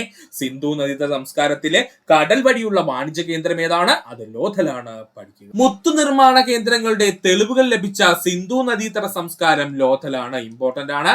മുത്തു നിർമ്മാണ കേന്ദ്രങ്ങളുടെ തെളിവുകൾ ലഭിച്ച സിന്ധു നദീതട സംസ്കാരം ലോഥലാണ്. ഹാരപ്പ സംസ്കാരത്തിന്റെ തകർച്ചയ്ക്ക് കാരണം വെള്ളപ്പൊക്കം, പുറമേ നിന്നുള്ള ആക്രമണങ്ങൾ, വനനശീകരണം, കാർഷിക മേഖലയിൽ ഉണ്ടായ തകർച്ച, പകർച്ചവ്യാധികള്. ഇത്രയും പോയിന്റ് ഇമ്പോർട്ടന്റ് ആയിട്ട് പഠിക്കണം. ഹാരപ്പ സംസ്കാരത്തിന്റെ തകർച്ചയ്ക്കുള്ള കാരണങ്ങൾ എന്തൊക്കെയാ സുഹൃത്തുക്കളെ? വെള്ളപ്പൊക്കം, പുറമേ നിന്നുള്ള ആക്രമണങ്ങൾ, വനനശീകരണം, കാർഷിക മേഖലയിൽ ഉണ്ടായ തകർച്ച, പകർച്ചവ്യാധികൾ എന്നിവയാണ് പഠിക്കുക. 7ാമത്തെ ചോദ്യം, ചുവടെ കൊടുത്തിരിക്കുന്നവയിൽ ആനി ബസന്റുമായി ബന്ധമില്ലാത്ത പ്രസ്താവനകൾ ഏതെന്നാണ് ചോദിച്ചിരിക്കുന്നത്. ഒന്നാമത്, ഗുലാംഗിരി എന്ന ഗ്രന്ഥം രചിച്ചു. തെറ്റാണ്. ഗുലാംഗിരി എന്നുള്ള ഗ്രന്ഥം രചിച്ചത് ആനി ബസന്റ് അല്ല. അതുപോലെ തന്നെ ഭഗവത്ഗീത ഇംഗ്ലീഷിലേക്ക് വിവർത്തനം ചെയ്തു. അത് ശരിയാണ്. 1916 ഹോം റൂൾ പ്രസ്ഥാനം ആരംഭിച്ചു. അതും ശരി തന്നെയാണ്. അപ്പൊ ഇവിടെ തെറ്റായിട്ടുള്ളത് ഏതാ സുഹൃത്തുക്കളെ? ഓപ്ഷൻ ബി ആണ് ഇവിടെ വന്നിരിക്കുന്നത്. അതുകൂടെ സുഹൃത്തുക്കൾ ഒന്ന് ഓർക്കുക. അപ്പോ ആനി ബസന്റുമായി ബന്ധമില്ലാത്ത പ്രസ്താവന ഇതിൽ ഏതാ? ഗുലാംഗിരി രചിച്ചത് ആരാണ്? ആനി ബസന്റ് അല്ല. അതുകൂടെ ഒന്ന് ഓർത്ത് വെക്കുക. നമുക്ക് നോക്കാം ആനി ബസന്റിനെ പറ്റി. ആനി ബസന്റിന്റെ ജനനം 1847 ഒക്ടോബർ 1 ലണ്ടനിലായിരുന്നു. ലണ്ടൻ അങ്ങ് പഠിച്ചു വെച്ചോളനെ. ആനി ബസന്റിന്റെ ജനനം എവിടെയായിരുന്നു? 1847 ഒക്ടോബർ 1 ലണ്ടനിലായിരുന്നു. സാമൂഹിക പരിഷ്കർത്താവ്, തിയോസഫിസ്റ്റ്, ഗ്രന്ഥകാരി, സ്വാതന്ത്ര്യ സമര സേനാനി എന്നീ മേഖലകളിൽ പ്രവർത്തിച്ചിരുന്ന വിശിഷ്ട വ്യക്തിത്വമായിരുന്നു ആനി ബസന്റ്. സാമൂഹിക പരിഷ്കർത്താവ്, തിയോസഫിസ്റ്റ്, ഗ്രന്ഥകാരി, സ്വാതന്ത്ര്യ സമര സേനാനി എന്നീ മേഖലകളിൽ പ്രവർത്തിച്ചിരുന്ന വിശിഷ്ട വ്യക്തിത്വമായിരുന്നു ആനി ബസന്റ്. 20ാം നൂറ്റാണ്ടിന്റെ തുടക്കത്തിൽ ഇന്ത്യയുടെ ആത്മീയവും രാഷ്ട്രീയവുമായ മേഖലകളിൽ ശക്തമായ പ്രവർത്തനങ്ങൾ നടത്തിയ വ്യക്തിത്വമായിരുന്നു ആനി ബസന്റ്. 20ാം നൂറ്റാണ്ടിന്റെ തുടക്കങ്ങളിൽ ഇന്ത്യയുടെ ആത്മീയവും രാഷ്ട്രീയവുമായ മേഖലകളിൽ ശക്തമായ പ്രവർത്തനങ്ങൾ നടത്തിയിരുന്ന വ്യക്തിത്വമായിരുന്നു ആനി ബസന്റ് എന്ന് പറയുന്നത്. ഇന്ത്യൻ ജനതയ്ക്ക് വിദ്യാഭ്യാസം നൽകുന്നതിനും സ്ത്രീകളുടെ അവകാശങ്ങൾക്ക് വേണ്ടിയും കൂടുതൽ ശ്രദ്ധ ചെലുത്തിയ സ്വാതന്ത്ര്യ സമര സേനാനി ആനി ബസന്റ്. പഠിച്ചോളനെ, ഇന്ത്യൻ ജനതയ്ക്ക് വിദ്യാഭ്യാസം നൽകുന്നതിനും സ്ത്രീകളുടെ അവകാശങ്ങൾക്ക് വേണ്ടിയും കൂടുതൽ ശ്രദ്ധ ചെലുത്തിയ സ്വാതന്ത്ര്യ സമര സേനാനി ആനി ബസന്റ് ആണ്. ആനി ബസന്റ് തിയോസഫിക്കൽ സൊസൈറ്റിയുടെ ഭാഗമായി ഇന്ത്യയിലെത്തിയ വർഷം 1893. പഠിച്ചോളനെ, ആനി ബസന്റ് തിയോസഫിക്കൽ സൊസൈറ്റിയുടെ ഭാഗമായി ഇന്ത്യയിലെത്തിയ വർഷം എത്രയാ? 1893 ആണ്. എല്ലാ മതങ്ങളുടെയും ഐക്യത്തിനും ദൈവിക സത്യത്തിനുമായുള്ള അന്വേഷണത്തിന് ഊന്നൽ നൽകുന്ന ആത്മീയ പ്രസ്ഥാനമായിരുന്നു തിയോസഫിക്കൽ സൊസൈറ്റി. എല്ലാ മതങ്ങളുടെയും ഐക്യത്തിനും ദൈവിക സത്യത്തിനുമായുള്ള അന്വേഷണത്തിന് ഊന്നൽ നൽകുന്ന ആത്മീയ പ്രസ്ഥാനമായിരുന്നു തിയോസഫിക്കൽ സൊസൈറ്റി എന്നറിയപ്പെട്ടത്. 1898 വാരണാസിയിൽ സെൻട്രൽ ഹിന്ദു കോളേജ് സ്ഥാപിച്ചത് ആനി ബസന്റ് ആയിരുന്നു. പിന്നീട് പണ്ഡിറ്റ് മദൻ മോഹൻ മാളവിയുടെ നേതൃത്വത്തിൽ ഇത് ബനാറസ് ഹിന്ദു സർവകലാശാലയായി മാറുകയും ചെയ്തു. ഈ പോയിന്റ് അങ്ങ് പഠിച്ചു വെച്ചോളനെ. 1898 വാരണാസിയിൽ സെൻട്രൽ ഹിന്ദു കോളേജ് സ്ഥാപിച്ചതായിരുന്നു ചോദിച്ചാൽ അത് ആനി ബസന്റ് ആണ്. പിന്നീട് മദൻ മോഹൻ മാളവിയുടെ നേതൃത്വത്തിൽ ഇത് ബനാറസ് ഹിന്ദു സർവകലാശാലയായി മാറുകയും ചെയ്തു. 1916 ഇന്ത്യക്ക് സ്വയംഭരണം വേണമെന്ന് ആവശ്യമുയർത്തിക്കൊണ്ട് ഹോം റൂൾ മൂവ്മെന്റ് ആരംഭിച്ച വ്യക്തിയാരെന്ന് ചോദിച്ചാൽ അത് ആനി ബസന്റ് ആണ്. 1916 ഇന്ത്യക്ക് സ്വയംഭരണം വേണമെന്ന് ആവശ്യമുയർത്തിക്കൊണ്ട് ഹോം റൂൾ മൂവ്മെന്റ് ആരംഭിച്ചതാരെന്ന് ചോദിച്ചാൽ അത് ആനി ബസന്റ് ആണ്. 1917 ഇന്ത്യൻ നാഷണൽ കോൺഗ്രസിന്റെ പ്രസിഡന്റായി ആരാണ്? Annie Besant. 1917 ഇന്ത്യൻ നാഷണൽ കോൺഗ്രസിന്റെ പ്രസിഡന്റായി തീർന്നു ആര്? Annie Besant. ഇന്ത്യൻ നാഷണൽ കോൺഗ്രസിന്റെ പ്രസിഡന്റ് ആകുന്ന ആദ്യത്തെ വനിത, ആദ്യത്തെ വിദേശ വനിത എന്നൊക്കെ അറിയപ്പെടുന്നത് ആനി ബസന്റ് ആണ്. പഠിച്ചോളനെ, ഇന്ത്യൻ നാഷണൽ കോൺഗ്രസിന്റെ പ്രസിഡന്റ് ആകുന്ന ആദ്യത്തെ വനിതയെന്നും ആദ്യത്തെ വിദേശ വനിത എന്നും അറിയപ്പെടുന്നത് ആരാണ്? ആനി ബസന്റ് ആണ്. ശൈശവ വിവാഹം, ബഹുഭാര്യത്വം, പർദ്ദ സമ്പ്രദായം എന്നിവ നിർത്തലാക്കുന്നതിന് വേണ്ടി പ്രവർത്തിച്ച വ്യക്തിത്വമായിരുന്നു ആനി ബെസന്റ്. പഠിച്ചോളനെ, ശൈശവ വിവാഹം, ബഹുഭാര്യത്വം, പർദ്ദ സമ്പ്രദായം എന്നിവ നിർത്തലാക്കുന്നതിന് വേണ്ടി പ്രവർത്തിച്ച വ്യക്തിത്വമായിരുന്നു Annie Besant. 1933 September 20 Annie Besant അന്തരിച്ചു. 1933 സെപ്റ്റംബർ 20 ആനി ബെസന്റ് അന്തരിച്ചു. ആനി ബെസന്റിന്റെ സാഹിത്യ സംഭാവനകളാണ് നമ്മൾ ഇനി നോക്കാൻ പോകുന്നത്. ദ ഏഷ്യാറ്റിക് വിസ്ഡം, ആത്മീയ സത്യങ്ങളുടെ ഒരു തിയോസഫിക്കൽ പരിവേഷണം നടത്തിയ പുസ്തകമായിരുന്നു ദി ഏഷ്യാറ്റിക് വിസ്ഡം എന്നുള്ളത്. അപ്പോ ഒന്നാമത്തെ പുസ്തകത്തിന്റെ പേരെന്താ? ദി ഏഷ്യാറ്റിക് വിസ്ഡം എന്നാണ് പുസ്തകത്തിന്റെ പേര്. ഇതിന്റെ കണ്ടന്റ് എന്താ? ആത്മീയ സത്യങ്ങളുടെ ഒരു തിയോസഫിക്കൽ പരിവേഷണമായിരുന്നു. ഇന്ത്യ ഒരു രാഷ്ട്രമാണ്. ഇന്ത്യ ഒരു രാഷ്ട്രമാണെന്നുള്ളതാണ് രണ്ടാമത്തെ പുസ്തകം. സ്വാതന്ത്ര്യത്തിനായുള്ള ആവേശകരമായ അഭ്യർത്ഥന അടങ്ങുന്ന രചനയായിരുന്നു ഇന്ത്യ ഒരു രാഷ്ട്രം എന്നുള്ള ആനി ബെസന്റ് പുസ്തകം. പഠിച്ചോളനെ, ഇന്ത്യ ഒരു രാഷ്ട്രം അഥവാ ഇന്ത്യ ആസ് എ നേഷൻ എന്നുള്ള പുസ്തകം എന്ന് പറയുന്നത് സ്വാതന്ത്ര്യത്തിനായിട്ടുള്ള ആവേശകരമായ അഭ്യർത്ഥന അടങ്ങിയിട്ടുള്ള ആനി ബെസന്റിന്റെ പുസ്തകമായിരുന്നു, അല്ലെങ്കിൽ രചനയായിരുന്നു. ന്യൂ ഇന്ത്യ, അഭിപ്രായങ്ങൾ പ്രകടിപ്പിക്കുന്നതിന് വേണ്ടിയും സാമൂഹിക പരിഷ്കരണത്തിനായും ആരംഭിച്ച പത്രമായിരുന്നു ന്യൂ ഇന്ത്യ പത്രം. ആരംഭിച്ചതാരാ? Annie Besant. ന്യൂ ഇന്ത്യ പത്രം ആരംഭിച്ചത് ആനി ബെസന്റ് ആണ്. അഭിപ്രായങ്ങൾ പ്രകടിപ്പിക്കുന്നതിന് വേണ്ടിയും സാമൂഹിക പരിഷ്കരണത്തിനായിട്ടും ആരംഭിച്ച പത്രമാണ് ന്യൂ ഇന്ത്യ പത്രം എന്നുള്ളത്. 28ാമത്തെ ചോദ്യം, പാഞ്ചാലി ശബദം എഴുതിയതാരാണ്? ഉത്തരം സുബ്രഹ്മണ്യ ഭാരതിയാണ്. പാഞ്ചാലി ശബദം എഴുതിയതാരാ? സുബ്രഹ്മണ്യ ഭാരതിയാണ്. അപ്പോൾ നമുക്ക് അതുമായി ബന്ധപ്പെട്ട് കുറച്ച് പോയിന്റ് നോക്കാം. ഘോര, ഗീതാഞ്ജലി എന്നിവ രചിച്ചത് രവീന്ദ്രനാഥ ടാഗോർ. ഭാഷ ഏതാണ്? ബംഗാളി ഭാഷയിൽ. ഇമ്പോർട്ടന്റ് ആണ്. പലരും ഹിന്ദി ഭാഷ എന്ന് വിചാരിച്ചു വെച്ചിട്ടുണ്ട്. തെറ്റാണ്. ഘോര, ഗീതാഞ്ജലി എന്നിവ രവീന്ദ്രനാഥ ടാഗോറാണ് എഴുതിയത്. അദ്ദേഹം ഏത് ഭാഷയിലാണ് എഴുതിയത്? ബംഗാളി ഭാഷയിൽ. സേവാസദൻ, പ്രേമാശ്രമം, രംഗഭൂമി, ഗോധൻ എന്നിവ എഴുതിയത് പ്രേംചന്ദ് ആണ്. അത് ഹിന്ദി ഭാഷയിലാണ് അദ്ദേഹം എഴുതിയത്. സേവാസദൻ, പ്രേമാശ്രമം, രംഗഭൂമി, ഗോധൻ എന്നിവ എഴുതിയത് ആരാ? പ്രേംചന്ദ് ആണ്. ഏത് ഭാഷയിലായിരുന്നു? ഹിന്ദി ഭാഷയിലായിരുന്നു. പാഞ്ചാലി ശബദം, കിളിപ്പാട്ട്, കണ്ണൻ പാട്ട്, കുയിൽപ്പാട്ട് എന്നിവ എഴുതിയത് സുബ്രഹ്മണ്യ ഭാരതി. തമിഴ് ഭാഷയില്. പഠിച്ചോളനെ, പാഞ്ചാലി ശബദം, കിളിപ്പാട്ട്, കണ്ണൻ പാട്ട്, കുയിൽപ്പാട്ട് എന്നിവ എഴുതിയത് സുബ്രഹ്മണ്യ ഭാരതിയാണ്. ഭാഷ ഏതാണ്? തമിഴ് ഭാഷയിൽ. എന്റെ ഗുരുനാഥൻ, ബാപ്പുജി, ഇന്ത്യയുടെ കരച്ചിൽ എന്നിവ എഴുതിയത് വള്ളത്തോൾ നാരായണ മേനോനാണ്. ഏത് ഭാഷയിലായിരിക്കും? നമ്മുടെ സ്വന്തം മലയാളം ഭാഷയില്. എന്റെ ഗുരുനാഥൻ, ബാപ്പുജി, ഇന്ത്യയുടെ കരച്ചിൽ എന്നിവ എഴുതിയത് വള്ളത്തോൾ നാരായണ മേനോൻ. ഏത് ഭാഷയിലാ? മലയാളം ഭാഷയില്. ഹയായത്ത് ഇ സാദി, ഹയായത്ത് ഇ ജാവീദ് എന്നിവ എഴുതിയത് അൽത്താഫ് ഹുസൈൻ ഹാലിയാണ്. ആരാണ്? അൽത്താഫ് ഹുസൈൻ ഹാലിയാണ്. ഇത് അദ്ദേഹം ഉറുദു ഭാഷയിലാണ് എഴുതിയത്. ഭാഷ ഏതാണ്? ഉറുദു ഭാഷയാണ്. അപ്പൊ പുസ്തകങ്ങൾ ഏതാ? ഹയായത്ത് ഇ സാദി, ഹയായത്ത് ഇ ജാവീദ് എന്നിവ എഴുതിയത് ആരാണ്? അൽത്താഫ് ഹുസൈൻ ഹാലിയാണ്. ഏത് ഭാഷയിലാണ്? ഉറുദു ഭാഷയിലാണ്. ഒന്നുകൂടി പറയാം സുഹൃത്തുക്കളെ, ശ്രദ്ധിക്കുക. ഘോര, ഗീതാഞ്ജലി എന്നിവ എഴുതിയത് രവീന്ദ്രനാഥ ടാഗോർ ആണ്. ഭാഷ ഏതാണ്? അത് ബംഗാളി ഭാഷയിലാണ്. സേവാസദൻ, പ്രേമാശ്രമം, രംഗഭൂമി, ഗോധൻ എന്നിവ എഴുതിയത് പ്രേംചന്ദ് ആണ്. ഭാഷ ഏതാണ്? ഹിന്ദി ഭാഷയിലാണ്. പാഞ്ചാലി ശബദം, കിളിപ്പാട്ട്, കണ്ണൻ പാട്ട്, കുയിൽപ്പാട്ട് എന്നിവ എഴുതിയത് സുബ്രഹ്മണ്യ ഭാരതിയാണ്. ഭാഷ ഏതാണ്? തമിഴ് ഭാഷയാണ്. എന്റെ ഗുരുനാഥൻ, ബാപ്പുജി, ഇന്ത്യയുടെ കരച്ചിൽ എന്നിവ എഴുതിയത് വള്ളത്തോൾ നാരായണ മേനോനാണ്. ഭാഷ ഏതാണ്? നമ്മുടെ സ്വന്തം മലയാളം ഭാഷയിൽ. ഹയായത്ത് ഇ സാദി, ഹയായത്ത് ഇ ജാവീദ് എന്നിവ എഴുതിയത് അൽത്താഫ് ഹുസൈൻ ഹാലിയാണ്. ഭാഷ ഏതാണ്? ഉറുദു ഭാഷയാണ്. 29ാമത്തെ ചോദ്യം, സ്വാഭിമാന പ്രസ്ഥാനം ആരംഭിച്ചതാരാണ്? ഇ വി രാമസ്വാമി നായ്ക്കരാണ്. സ്വാഭിമാന പ്രസ്ഥാനം ആരംഭിച്ചതാരാ? വൈക്കം ഹീറോ എന്നൊക്കെ അറിയപ്പെടുന്ന ഇ വി രാമസ്വാമി നായ്ക്കരാണ്. അപ്പോൾ നമുക്ക് അതുമായി ബന്ധപ്പെട്ട് കുറച്ച് പോയിന്റ്സ് നോക്കാം. അടുത്തതായി നമുക്ക് പഠിക്കാനുള്ളതാണ് സ്വാഭിമാന പ്രസ്ഥാനം. എന്താണ് സ്വാഭിമാന പ്രസ്ഥാനം? സ്വാഭിമാന പ്രസ്ഥാനം ആരംഭിച്ചത് 1925-ലാണ്. സ്വാഭിമാന പ്രസ്ഥാനം ആരംഭിച്ചെന്ന സുഹൃത്തുക്കളെ 1925-ലാണ്. സ്വാഭിമാന പ്രസ്ഥാനത്തിന്റെ ആസ്ഥാനം ചോദിച്ചു കഴിഞ്ഞാൽ അത് തമിഴ്നാടാണ്. ഇമ്പോർട്ടന്റ് പോയിന്റ് ആണ്. സ്വാഭിമാന പ്രസ്ഥാനത്തിന്റെ ആസ്ഥാനം ചോദിച്ചു കഴിഞ്ഞാൽ അത് തമിഴ്നാടാണ്. സെൽഫ് റെസ്പെക്ട് മൂവ്മെന്റ് എന്നറിയപ്പെടുന്ന പ്രസ്ഥാനം ഏത് എന്ന് ചോദിച്ചാൽ അത് സ്വാഭിമാന പ്രസ്ഥാനമാണ്. സെൽഫ് റെസ്പെക്ട് മൂവ്മെന്റ് എന്നറിയപ്പെടുന്ന പ്രസ്ഥാനം ഏത് എന്ന് ചോദിച്ചാൽ അത് സ്വാഭിമാന പ്രസ്ഥാനമാണ്. സ്വാഭിമാന പ്രസ്ഥാനം സ്ഥാപിച്ചത് ഇ വി രാമസ്വാമി നായ്ക്കരാണ്. സ്വാഭിമാന പ്രസ്ഥാനം സ്ഥാപിച്ചതാരാണ്? ഇ വി രാമസ്വാമി നായ്ക്കരാണ്. ബ്രാഹ്മണ മേധാവിത്വം, ദുരാചാരങ്ങളെയും ജാതി വ്യവസ്ഥയും എതിർത്തിരുന്ന നവോത്ഥാന പ്രസ്ഥാനം എന്ന് ചോദിച്ചാൽ അത് സ്വാഭിമാന പ്രസ്ഥാനം അല്ലെങ്കിൽ സെൽഫ് റെസ്പെക്ട് മൂവ്മെന്റ് ആണ്. എന്തിനെയൊക്കെയാണ് അവർ എതിർത്തിരുന്നത്? ബ്രാഹ്മണ മേധാവിത്വത്തിനെയും ദുരാചാരങ്ങളെയും ജാതി വ്യവസ്ഥയും എതിർത്തിരുന്ന നവോത്ഥാന പ്രസ്ഥാനം എന്ന് ചോദിച്ചാൽ അത് സ്വാഭിമാന പ്രസ്ഥാനമാണ്. സ്വാഭിമാന പ്രസ്ഥാനത്തിന്റെ ആദ്യത്തെ ജനറൽ സെക്രട്ടറി ആയ വ്യക്തിയാണ് എസ് രാമനാഥൻ. ഒന്നുകൂടി പറയുവാണ്, സ്വാഭിമാന പ്രസ്ഥാനം ആരംഭിച്ചത് 1925-ലാണ്. സ്വാഭിമാന പ്രസ്ഥാനത്തിന്റെ ആസ്ഥാനം ചോദിച്ചു കഴിഞ്ഞാൽ അത് തമിഴ്നാടാണ്. സെൽഫ് റെസ്പെക്ട് മൂവ്മെന്റ് എന്നറിയപ്പെടുന്നത് സ്വാഭിമാന പ്രസ്ഥാനമാണ്. സ്വാഭിമാന പ്രസ്ഥാനം സ്ഥാപിച്ചത് EV രാമസ്വാമി നായ്ക്കനാണ്.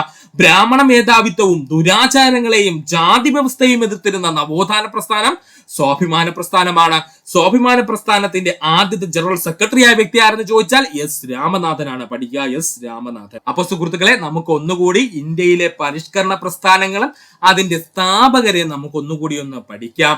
ബ്രഹ്മസമാജം സ്ഥാപിച്ചത് രാജാറാം മോഹൻ റോയ് ആണ്. ബ്രഹ്മസമാജം സ്ഥാപിച്ചത് രാജാറാം മോഹൻ റോയ് ആണ്. ആര്യ സമാജമാണ് സ്ഥാപിക്കുന്നെങ്കിൽ അത് ദയാനന്ദ സരസ്വതിയാണ്. ആര്യ സമാജം സ്ഥാപിച്ചത് ദയാനന്ദ സരസ്വതിയാണ്. പ്രാർത്ഥനാ സമാജം സ്ഥാപിച്ചത് ആത്മറാം പാണ്ഡുരംഗാണ്. പ്രാർത്ഥനാ സമാജം സ്ഥാപിച്ചത് ആത്മറാം പാണ്ഡുരംഗാണ്. അലിഗഡ് പ്രസ്ഥാനം സ്ഥാപിച്ചത് സർ സയ്യദ് അഹമ്മദ് ഖാൻ ആണ്. അലിഗഡ് പ്രസ്ഥാനം സ്ഥാപിച്ചത് സർ സയ്യദ് അഹമ്മദ് ഖാനാണ്. രാമകൃഷ്ണ മിഷൻ സ്ഥാപിച്ചത് സ്വാമി വിവേകാനന്ദനാണ്. രാമകൃഷ്ണ മിഷൻ സ്ഥാപിച്ചത് ആരാണ്? സ്വാമി വിവേകാനന്ദനാണ്. തിയോസഫിക്കൽ സൊസൈറ്റി സ്ഥാപിച്ചത് ആനി ബെസന്റ് ആണ്. തിയോസഫിക്കൽ സൊസൈറ്റി സ്ഥാപിച്ചത് ആരാണ്? ആനി ബെസന്റ് ആണ്. നമ്മൾ ഓൾറെഡി പറഞ്ഞു കഴിഞ്ഞു. ഇന്ത്യൻ തിയോസഫിക്കൽ സൊസൈറ്റിയാണ് ആരംഭിച്ചത് ആര്? Annie Besant. ഹിതകാരിണി സമാജം ആരംഭിച്ചത് വീരേശലിംഗം പന്തുലു. ഹിതകാരിണി സമാജം ആരംഭിച്ചത് വീരേശലിംഗം പന്തുലു ആണ്. സത്യശോധക് സമാജം ആരംഭിച്ചത് ജ്യോതിറാവു ഫുലെയാണ്. സത്യശോധക് സമാജം ആരംഭിച്ചത് ജ്യോതിറാവു ഫുലെയാണ്. സ്വാഭിമാന പ്രസ്ഥാനം ആരംഭിച്ചത് EV രാമസ്വാമി നായ്ക്കരാണ്. സ്വാഭിമാന പ്രസ്ഥാനം ആരംഭിച്ചത് ആരാ സുഹൃത്തുക്കളെ? EV രാമസ്വാമി നായ്ക്കരാണ്. ലാസ്റ്റ് ഒന്നുകൂടി പറയാൻ സുഹൃത്തുക്കൾ ശ്രദ്ധിച്ചിരിക്കുക. ബ്രഹ്മസമാജം ആരംഭിച്ചത് രാജാറാം മോഹൻ റോയ്. ആര്യ സമാജം ആരംഭിച്ചത് ദയാനന്ദ സരസ്വതി. പ്രാർത്ഥനാ സമാജം ആരംഭിച്ചത് ആത്മറാം പാണ്ഡുരംഗ്. അലിഗഡ് പ്രസ്ഥാനം ആരംഭിച്ചത് സർ സയ്യദ് അഹമ്മദ് ഖാൻ. രാമകൃഷ്ണ മിഷൻ ആരംഭിച്ചത് സ്വാമി വിവേകാനന്ദൻ. തിയോസഫിക്കൽ സൊസൈറ്റി ആരംഭിച്ചത് ആനി ബെസന്റ്. എവിടത്തെയാണ്? Indian theosophical society. Hitakarini Samajam ആരംഭിച്ചത് വീരേശലിംഗം പന്തുലു. സത്യശോധക് സമാജം ആരംഭിച്ചത് ജ്യോതിറാവു ഫുലെയാണ്. സ്വാഭിമാന പ്രസ്ഥാനം ആരംഭിച്ചത് EV രാമസ്വാമി നായ്ക്കരാണ്. 30ാമത്തെ ചോദ്യം, സ്ത്രീകൾക്ക് സർക്കാർ ബസ്സുകളിൽ സൗജന്യ യാത്ര നൽകുന്ന പദ്ധതിയായ മഹാലക്ഷ്മി സ്കീം നടപ്പിലാക്കിയ സംസ്ഥാനം ഏതാണ്? ശരിയായ ഉത്തരം ഓപ്ഷൻ ബി തെലങ്കാനയാണ് കേട്ടോ. സ്ത്രീകൾക്ക് സർക്കാർ ബസ്സുകളിൽ സൗജന്യ യാത്ര നൽകുന്ന പദ്ധതിയായ മഹാലക്ഷ്മി സ്കീം നടപ്പിലാക്കിയ സംസ്ഥാനം ഏതാണ്? തെലങ്കാനയാണ്. നമുക്ക് കുറച്ച് സെൻട്രൽ ഗവൺമെന്റുമായി ബന്ധപ്പെട്ട അല്ലെങ്കിൽ കേന്ദ്ര ഗവൺമെന്റുമായി ബന്ധപ്പെട്ട സ്ത്രീകൾക്ക് വേണ്ടിയിട്ടുള്ള പദ്ധതി നോക്കാം. വളരെ ഇമ്പോർട്ടന്റ് ആണ് ഈ പദ്ധതികളെല്ലാം. നിങ്ങൾക്ക് ഏതൊരു എക്സാമിന് ഈ പദ്ധതികൾ ചോദിക്കാൻ സാധ്യതയുണ്ട്. അപ്പൊ നമുക്ക് സമയം കളയണ്ട. സ്ത്രീകളുമായി ബന്ധപ്പെട്ട് നമ്മുടെ കേന്ദ്ര ഗവൺമെന്റ് നടപ്പിലാക്കിയ കുറച്ച് പദ്ധതികൾ. ബേട്ടി ബച്ചാവോ ബേട്ടി പഠാവോ പദ്ധതി. ബേട്ടി ബച്ചാവോ ബേട്ടി പഠാവോ പദ്ധതി 2015 ഈ പദ്ധതി നിലവിൽ വരുന്നത്. ഈ പദ്ധതി കൊണ്ട് ഉദ്ദേശിക്കുന്നത് എന്തൊക്കെയാ? ലിംഗപക്ഷപാതപരമായ ലിംഗഭേദം ഒഴിവാക്കൽ തടയുന്നതിന്, പെൺകുട്ടികളുടെ നിലനിൽപ്പും സംരക്ഷണവും ഉറപ്പാക്കൽ, പെൺകുട്ടികളുടെ വിദ്യാഭ്യാസവും പങ്കാളിത്തവും ഉറപ്പാക്കൽ. ഇത്രയുമായിരുന്നു ബേട്ടി ബച്ചാവോ ബേട്ടി പഠാവോ പദ്ധതി കൊണ്ട് ഉദ്ദേശിക്കുന്നത്. അതുകൂടി പറയാം. ബേട്ടി ബച്ചാവോ ബേട്ടി പഠാവോ പദ്ധതിയാണ് നമ്മൾ പറഞ്ഞത്. ഈ പദ്ധതി 2015 നിലവിൽ വരുന്നത്. ഈ പദ്ധതി പ്രകാരം എന്താ പറയുന്നത്? ലിംഗപക്ഷപാതപരമായിട്ടുള്ള ലിംഗഭേദം പൂർണ്ണമായും ഒഴിവാക്കുന്നു, പെൺകുട്ടികളുടെ നിലനിൽപ്പിനും സംരക്ഷണത്തിനും ഉറപ്പു നൽകുന്നു, പെൺകുട്ടികളുടെ വിദ്യാഭ്യാസവും പങ്കാളിത്തവും ഉറപ്പാക്കുകയും ചെയ്യുന്നു. രണ്ടാമത്തെ പദ്ധതിയാണ് വൺ സ്റ്റോപ്പ് സെന്റർ സ്കീം. ഈ വൺ സ്റ്റോപ്പ് സെന്റർ സ്കീം നിലവിൽ വന്നത് 2015 തന്നെയാണ്. വൺ സ്റ്റോപ്പ് സെന്റർ സ്കീം നിലവിൽ വന്നതെന്ന 2015 ഈ പദ്ധതി പ്രകാരം പറയുന്നത് ഇത്രയേ ഉള്ളൂ. സ്വകാര്യ ഇടങ്ങളിലും പൊതു ഇടങ്ങളിലും അക്രമത്തിനിരയായ സ്ത്രീകൾക്ക് പിന്തുണയും സഹായവും നൽകുന്നു. സ്വകാര്യ ഇടങ്ങളിലും പൊതു ഇടങ്ങളിലും ആക്രമണത്തിനിരയായ സ്ത്രീകൾക്ക് പിന്തുണയും സഹായവും നൽകുന്നു. പ്രഥമ വിവര റിപ്പോർട്ട് അഥവാ നമ്മൾ FIR എന്ന് പറയത്തില്ലേ, ആ FIR ഫയൽ ചെയ്യുന്നതിനുള്ള സൗകര്യവും സഹായവും സ്ത്രീകൾക്ക് നൽകുന്നു. സ്ത്രീകൾക്കും പെൺകുട്ടികൾക്കും മാനസിക സാമൂഹിക പിന്തുണയും കൗൺസിലിംഗും നൽകുന്നു. പഠിച്ചോളനെ, വളരെ ഇമ്പോർട്ടന്റ് ആണ്. അപ്പോൾ വൺ സ്റ്റോപ്പ് സെന്റർ സ്കീം എന്ന് പറഞ്ഞു കഴിഞ്ഞാൽ 2015 നമ്മുടെ സെൻട്രൽ ഗവൺമെന്റ് കൊണ്ടുവന്നൊരു സ്കീമാണിത്. ഈ സ്കീം പ്രകാരം സ്വകാര്യ ഇടങ്ങളിൽ പൊതു ഇടങ്ങളിലും അക്രമത്തിനിരയാകുന്ന സ്ത്രീകൾക്ക് പിന്തുണയും സഹായവും നൽകുന്നു. അതുപോലെ തന്നെ പ്രഥമ വിവര റിപ്പോർട്ട് അഥവാ FIR ഫയൽ ചെയ്യുന്നതിന് സൗകര്യമൊരുക്കുകയും ചെയ്യുന്നു. അതുപോലെ ഇതിനകത്ത് അകപ്പെട്ടു പോയ സ്ത്രീകൾക്കും പെൺകുട്ടികൾക്കും മാനസികവും സാമൂഹികവുമായ പിന്തുണയും കൗൺസിലിംഗും നൽകുകയും ചെയ്യുന്നു. പഠിക്കുക. മൂന്നാമത്തെ പദ്ധതിയാണ് വർക്കിംഗ് വിമൻ ഹോസ്റ്റലുകൾ. വർക്കിംഗ് വിമൻ ഹോസ്റ്റലുകൾ 1972-73 കാലഘട്ടത്തിലെ സെൻട്രൽ ഗവൺമെന്റ് കൊണ്ടുവന്ന പദ്ധതിയാണ് വർക്കിംഗ് വിമൻ ഹോസ്റ്റലുകൾ എന്നുള്ളത്. ജോലി ചെയ്യുന്ന സ്ത്രീകൾക്ക് സുരക്ഷിതവും സൗകര്യപ്രദവുമായ താമസ സൗകര്യങ്ങളുടെ ലഭ്യത പ്രോത്സാഹിപ്പിക്കുന്ന പദ്ധതിയാണിത്. ജോലി ചെയ്യുന്ന സ്ത്രീകൾക്ക് സുരക്ഷിതവും സൗകര്യപ്രദവുമായ താമസ സൗകര്യങ്ങളുടെ ലഭ്യത പ്രോത്സാഹിപ്പിക്കുന്ന പദ്ധതിയാണ് വർക്കിംഗ് വിമൻ ഹോസ്റ്റൽ എന്നുകൊണ്ട് ഉദ്ദേശിക്കുന്നത്. ജോലി ചെയ്യുന്ന സ്ത്രീകളുടെ മക്കൾക്ക്, പെൺകുട്ടികൾക്ക് 18 വയസ്സ് വരെയും ആൺകുട്ടികൾക്ക് 5 വയസ്സ് വരെയും താമസ സൗകര്യം ഇവിടെ ഒരുക്കുന്നു. പഠിച്ചോളനെ, ജോലി ചെയ്യുന്ന സ്ത്രീകളുടെ മക്കൾക്ക്, പെൺകുട്ടികളാണെങ്കിൽ അവർക്ക് 18 വയസ്സ് വരെയും ആൺകുട്ടികളാണെങ്കിൽ അവർക്ക് 5 വയസ്സ് വരെയും താമസ സൗകര്യം ഒരുക്കുന്നു. എവിടെ? വർക്കിംഗ് വിമൻസ് ഹോസ്റ്റലില് പഠിക്കും. അടുത്തതാണ് ഏറ്റവും ഇമ്പോർട്ടന്റ് വനിതാ ഹെൽപ്പ് ലൈൻ പദ്ധതി. എന്താണ് വനിതാ ഹെൽപ്പ് ലൈൻ പദ്ധതി? ഇത് നിലവിൽ വന്നത് 2016 വനിതാ ഹെൽപ്പ് ലൈൻ പദ്ധതി നിലവിൽ വന്നത് 2016.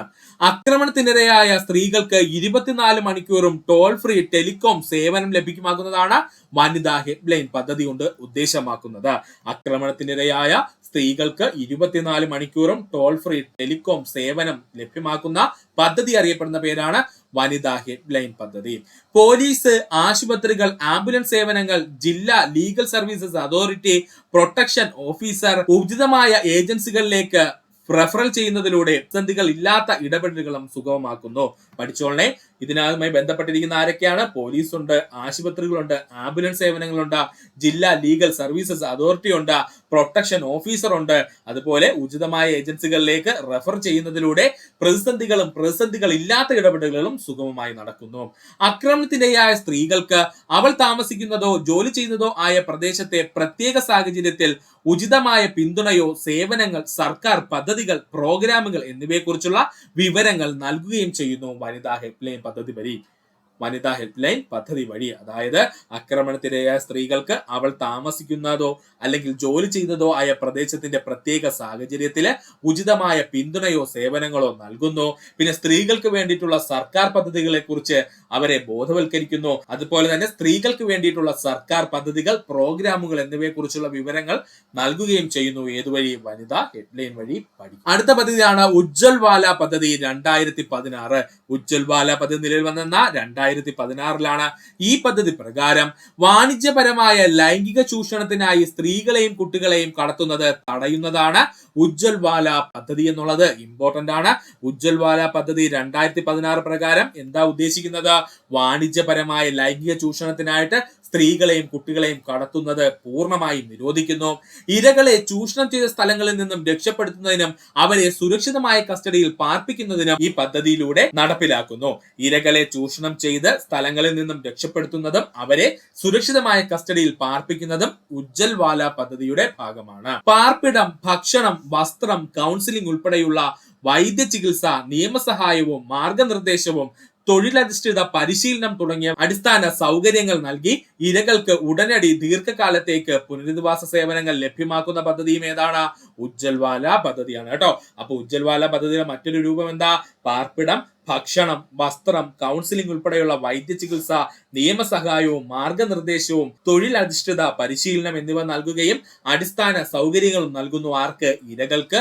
അതിനോടൊപ്പം തന്നെ അവർക്ക് ഉടനടിയും ദീർഘകാലത്തേക്കും പുനരധിവാസ സേവനങ്ങളും ലഭ്യമാക്കുന്നു. ഏത്? ഉജ്ജ്വൽവാല പദ്ധതിയിലൂടെ. അടുത്തതാണ് സ്ത്രീകൾക്കായുള്ള പരിശീലന തൊഴിൽ പദ്ധതിയും പിന്തുണയും അഥവാ സ്റ്റെപ്പ് എന്നുള്ള പദ്ധതി. പഠിച്ചോളനെ, സ്ത്രീകൾക്കായുള്ള പരിശീലനത്തിനും തൊഴിൽ പദ്ധതിക്കും വേണ്ടിയിട്ടുള്ള പിന്തുണ നൽകുന്ന സ്റ്റെപ്പ് എന്നുള്ള പദ്ധതി. ഇത് 1986-87 കാലഘട്ടങ്ങളിൽ നമ്മുടെ സെൻട്രൽ ഗവൺമെന്റ് കൊണ്ടുവന്ന പദ്ധതിയാണ് കേട്ടോ. ഏതാണ്? സ്റ്റെപ്പ് പദ്ധതി. സ്ത്രീകൾക്ക് തൊഴിലവസരം ലഭിക്കുന്നതിന് വേണ്ടിയിട്ടുള്ള വൈദഗ്ധ്യം നൽകുന്ന പദ്ധതിയാണ് ഈ പറഞ്ഞ സ്റ്റെപ്പ് പദ്ധതി എന്ന് പറയുന്നത്. സ്ത്രീകൾക്ക് തൊഴിലവസരം നൽകുന്ന, വൈദഗ്ധ്യം നൽകുന്ന പദ്ധതിയാണ് എന്ത് പേരിൽ അറിയപ്പെടുന്നത്? സ്റ്റെപ്പ് പദ്ധതി എന്ന പേരിൽ അറിയപ്പെടുന്നത്. രാജ്യത്ത് 16 വയസ്സിനോ അതിനു മുകളിലോ പ്രായമുള്ള സ്ത്രീകൾക്ക് പ്രയോജനമാകുന്ന പദ്ധതി എന്ന് ചോദിച്ചാൽ അത് സ്റ്റെപ്പ് പദ്ധതിയാണ് കേട്ടോ. രാജ്യത്ത് 16 വയസ്സിനും അതിനു മുകളിൽ പ്രായമുള്ള സ്ത്രീകൾക്ക് പ്രയോജനം ലഭിക്കുന്ന പദ്ധതി എന്ന് ചോദിച്ചാൽ അത് സ്റ്റെപ്പ് പദ്ധതിയാണ്. അടുത്തതാണ് നാരീശക്തി അവാർഡ്. 2016 നാരീശക്തി അവാർഡ് ആരംഭിക്കുന്നത്. സമൂഹത്തിലെ സ്ത്രീകളുടെ സ്ഥാനം ഉറപ്പാക്കുന്നതിനാണ് ഏറ്റവും പ്രധാനപ്പെട്ട നാരീശക്തി അവാർഡുമായി ബന്ധപ്പെട്ടുള്ള ലക്ഷ്യമെന്നുള്ളത്.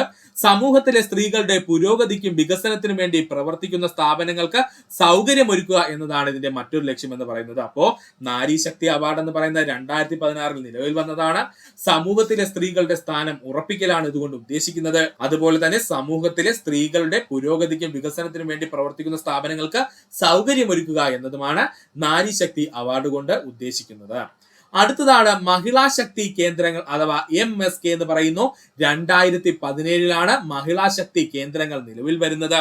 സ്ത്രീകൾക്ക് ആരോഗ്യ പരിരക്ഷ, ഗുണനിലവാരം, വിദ്യാഭ്യാസം, മാർഗനിർദ്ദേശം, തൊഴിലവസരങ്ങൾ സൃഷ്ടിക്കുക തുടങ്ങിയവ ലഭ്യമാക്കുന്ന അന്തരീക്ഷം സൃഷ്ടിക്കുക എന്നതാണ് മഹിളാ ശക്തി കേന്ദ്രങ്ങൾ കൊണ്ട് ഉദ്ദേശിക്കുന്നത്. അപ്പോൾ മഹിളാ ശക്തി കേന്ദ്രങ്ങൾ എന്നാ നിലവിൽ വന്നത്? 2017. ഇതുകൊണ്ട് ഉദ്ദേശിക്കുന്നത് എന്താ?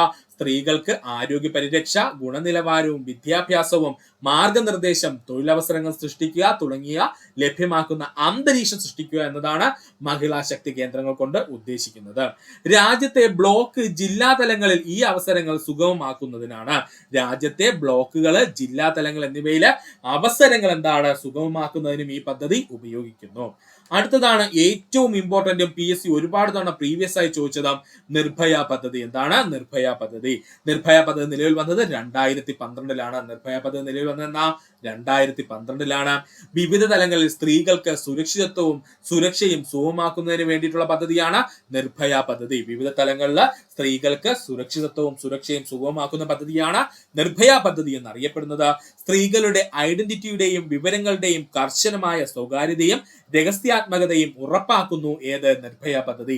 സ്ത്രീകളുടെ ഐഡന്റിറ്റിയുടെയും വിവരങ്ങളുടെയും കർശനമായ സ്വകാര്യതയും രഹസ്യാത്മകതയും ഉറപ്പാക്കുന്നതിനാണ് എന്തുപയോഗിക്കുന്നത്? നിർഭയ പദ്ധതി ഉപയോഗിക്കുന്നത്. കഴിയുന്നിടത്തോളം തത്സമയം ഇടപെടലിന്റെ വ്യവസ്ഥയും എന്തിലുണ്ട്? ഈ നിർഭയ പദ്ധതിയിലുണ്ട്. കഴിയുന്നിടത്തോളം തത്സമയ ഇടപെടലിനുള്ള വ്യവസ്ഥയും എന്ത് ചെയ്യുന്നു? നിർഭയ പദ്ധതി ചെയ്യുന്നുണ്ട്. ഇതോടെ സുഹൃത്തുക്കളൊന്ന് പഠിച്ചു. അടുത്തതാണ് മഹിള E-HAT പദ്ധതി. മഹിള E-HAT പദ്ധതി. മഹിള E-HAT പദ്ധതി നിലവിൽ വന്നത് 2016.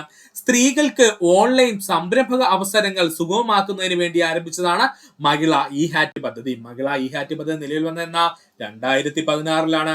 ഈ പദ്ധതി പ്രകാരം സ്ത്രീകൾക്ക് ഓൺലൈൻ സംരംഭകത്വ അവസരങ്ങൾ സുഗമമാക്കുന്നു.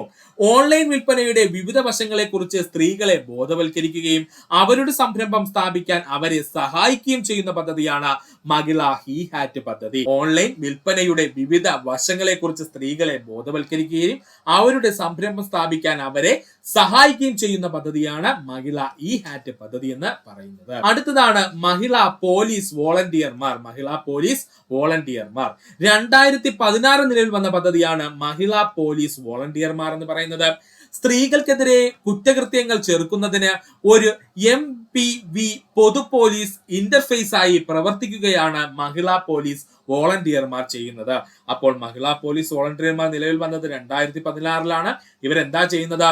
സ്ത്രീകൾക്കെതിരായ കുറ്റകൃത്യങ്ങളെ ചെറുക്കുന്നതിന് വേണ്ടിയിട്ട് ഒരു MPV പൊതു പോലീസ് ഇന്റർഫേസ് ആയിട്ട് പ്രവർത്തിക്കുന്നു. ഗാർഹിക പീഡനം, ശൈശവ വിവാഹം, സ്ത്രീധന പീഡനം, പൊതു ഇടങ്ങളിൽ സ്ത്രീകൾ നേരിടുന്ന അതിക്രമങ്ങൾ തുടങ്ങിയ സ്ത്രീകൾക്കെതിരായ അതിക്രമങ്ങൾക്ക് റിപ്പോർട്ട് ചെയ്യുക എന്നതാണ് MPVകളുടെ വിശാലമായ ഉത്തരവ്, അല്ലെങ്കിൽ MPVകളുടെ പ്രധാനപ്പെട്ട ഉത്തരവ് എന്നുള്ളത്, അല്ലെങ്കിൽ MPVകളുടെ പ്രധാനപ്പെട്ട കടമ എന്നുള്ളത് കേട്ടോ. 31ാമത്തെ ചോദ്യം, ഇന്ത്യൻ ഭരണഘടനയിലെ മൗലിക അവകാശങ്ങളും അതുമായി ബന്ധപ്പെട്ട വകുപ്പുകളും ചുവടെ തന്നിരിക്കുന്നു. ചേരുംപടി ചേർക്കാനാണ് പറഞ്ഞിരിക്കുന്നത്. ശരിയായ ഉത്തരം എന്താണ്? 1ന്റെ ആൻസർ D. സ്വാതന്ത്ര്യത്തിനുള്ള അവകാശം എത്രയാ? 19 മുതൽ 22 വരെയാണ്. 2C ആണ്. അതായത് സമത്വത്തിനുള്ള അവകാശം എത്രയാണ്? സമത്വത്തിനുള്ള അവകാശം 14 മുതൽ 18 വരെയാണ്. അതുപോലെ 3A ആണ്. 3 എന്ന് പറയുന്നത് മതസ്വാതന്ത്ര്യത്തിനുള്ള അവകാശം 25 മുതൽ 28 വരെയാണ്. 4B ആണ്. ചൂഷണത്തിനുള്ള അവകാശം എന്ന് പറയുന്നത് 23 മുതൽ 24 വരെയുള്ള വകുപ്പുകളാണ്. അപ്പൊ സുഹൃത്തുക്കള് ഇത് വ്യക്തമായിട്ട് പഠിക്കുക. മൗലിക അവകാശങ്ങൾ വളരെ വളരെ ഇമ്പോർട്ടന്റ് ആണ്. അപ്പൊ നമുക്ക് മൗലിക അവകാശങ്ങളെ പറ്റിയൊന്ന് പഠിക്കാം. മൗലിക അവകാശങ്ങൾ ഒരു രാജ്യത്തിന്റെ ഭരണഘടന ഓരോ പൗരനും ഉറപ്പു നൽകുന്ന ഒരു കൂട്ടം അവശ്യ സ്വാതന്ത്ര്യങ്ങളുടെയും അവകാശങ്ങളുടെയും കൂട്ടം അറിയപ്പെടുന്ന പേരാണ് മൗലിക അവകാശങ്ങൾ. പഠിച്ചോളനെ, ഒരു രാജ്യത്തിന്റെ ഭരണഘടന ഓരോ പൗരനും ഉറപ്പു നൽകുന്ന ഒരു കൂട്ടം അവശ്യ സ്വാതന്ത്ര്യങ്ങളുടെയും അവകാശങ്ങളുടെയും കൂട്ടം അറിയപ്പെടുന്ന പേരാണ് മൗലിക അവകാശങ്ങൾ. ഇന്ത്യൻ ഭരണഘടനയിൽ ഭാഗം 3ലാണ് മൗലിക അവകാശങ്ങളെ പറ്റി പ്രതിപാദിച്ചിരിക്കുന്നത്. പഠിച്ചോളനെ, ഇന്ത്യൻ ഭരണഘടനയിലെ ഭാഗം 3ലാണ് മൗലിക അവകാശങ്ങളെ പറ്റി പ്രതിപാദിച്ചിരിക്കുന്നത്. ഭരണഘടന ആർട്ടിക്കിൾ 12 മുതൽ 35 വരെ ഇന്ത്യയുടെ മൗലിക അവകാശങ്ങളെ പറ്റി പ്രതിപാദിക്കുന്നു. ഭരണഘടന ആർട്ടിക്കിൾ 12 മുതൽ 35 വരെ ഇന്ത്യയുടെ മൗലിക അവകാശങ്ങളെ പറ്റി പ്രതിപാദിക്കുന്നു. പ്രധാനമായും 6 മൗലിക അവകാശങ്ങളാണ് ഇന്ത്യൻ ഭരണഘടനയിൽ ഉൾപ്പെട്ടിരിക്കുന്നത്. പഠിച്ചോളനെ, പ്രധാനമായിട്ടും 6 മൗലിക അവകാശങ്ങളാണ് ഇന്ത്യൻ ഭരണഘടനയിൽ ഉൾപ്പെട്ടിരിക്കുന്നത്. മൗലിക അവകാശങ്ങൾ ഇന്ത്യൻ ഭരണഘടന കടമെടുത്തിരിക്കുന്നത് അമേരിക്കൻ ഭരണഘടനയിൽ നിന്നും. പഠിച്ചോളനെ, മൗലിക അവകാശങ്ങൾ ഇന്ത്യൻ ഭരണഘടന കടമെടുത്തിരിക്കുന്നത് എവിടെ നിന്നാ? നമ്മുടെ അമേരിക്കൻ ഭരണഘടനയിൽ നിന്നുമാണ്. പഠിക്കുക. മൗലിക അവകാശങ്ങളുടെ പിതാവ് എന്നറിയപ്പെടുന്നത് സർദാർ വല്ലഭായ് പട്ടേലാണ്. മൗലിക അവകാശങ്ങളുടെ പിതാവ് എന്നറിയപ്പെടുന്നത് ആരാ? സർദാർ വല്ലഭായ് പട്ടേലാണ്. മൗലിക അവകാശങ്ങൾ നടപ്പിലാക്കാൻ ഒരു ഇന്ത്യൻ പൗരന് കോടതിയെ സമീപിക്കുവാൻ കഴിയും. ഇമ്പോർട്ടന്റ് ആണ്, പഠിച്ചോളുക. മൗലിക അവകാശങ്ങൾ നടപ്പിലാക്കാൻ ഒരു ഇന്ത്യൻ പൗരന് കോടതിയെ സമീപിക്കുവാൻ കഴിയും. മൗലിക അവകാശങ്ങളുടെ സംരക്ഷണാർത്ഥം സുപ്രീം കോടതിയിലോ ഹൈക്കോടതിയിലോ നേരിട്ട് കേസുകൾ ഫയൽ ചെയ്യുവാൻ കഴിയും. മൗലിക അവകാശങ്ങളുടെ സംരക്ഷണാർത്ഥം സുപ്രീം കോടതിയിലോ ഹൈക്കോടതിയിലോ നേരിട്ട് കേസുകൾ ഫയൽ ചെയ്യുവാൻ കഴിയും.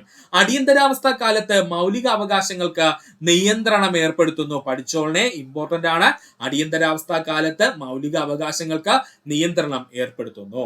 ഇന്ത്യൻ ഭരണഘടനയുടെ ആണിക്കല്ല്, ഇന്ത്യയുടെ മാഗ്ന കാർത്ത, സ്വാതന്ത്ര്യത്തിന്റെ വിളക്കുകൾ എന്നിങ്ങനെ വിശേഷണമുള്ള ഭരണഘടനാ ഭാഗം 3 പഠിച്ചോളനെ, ഇമ്പോർട്ടന്റ് ആണ്.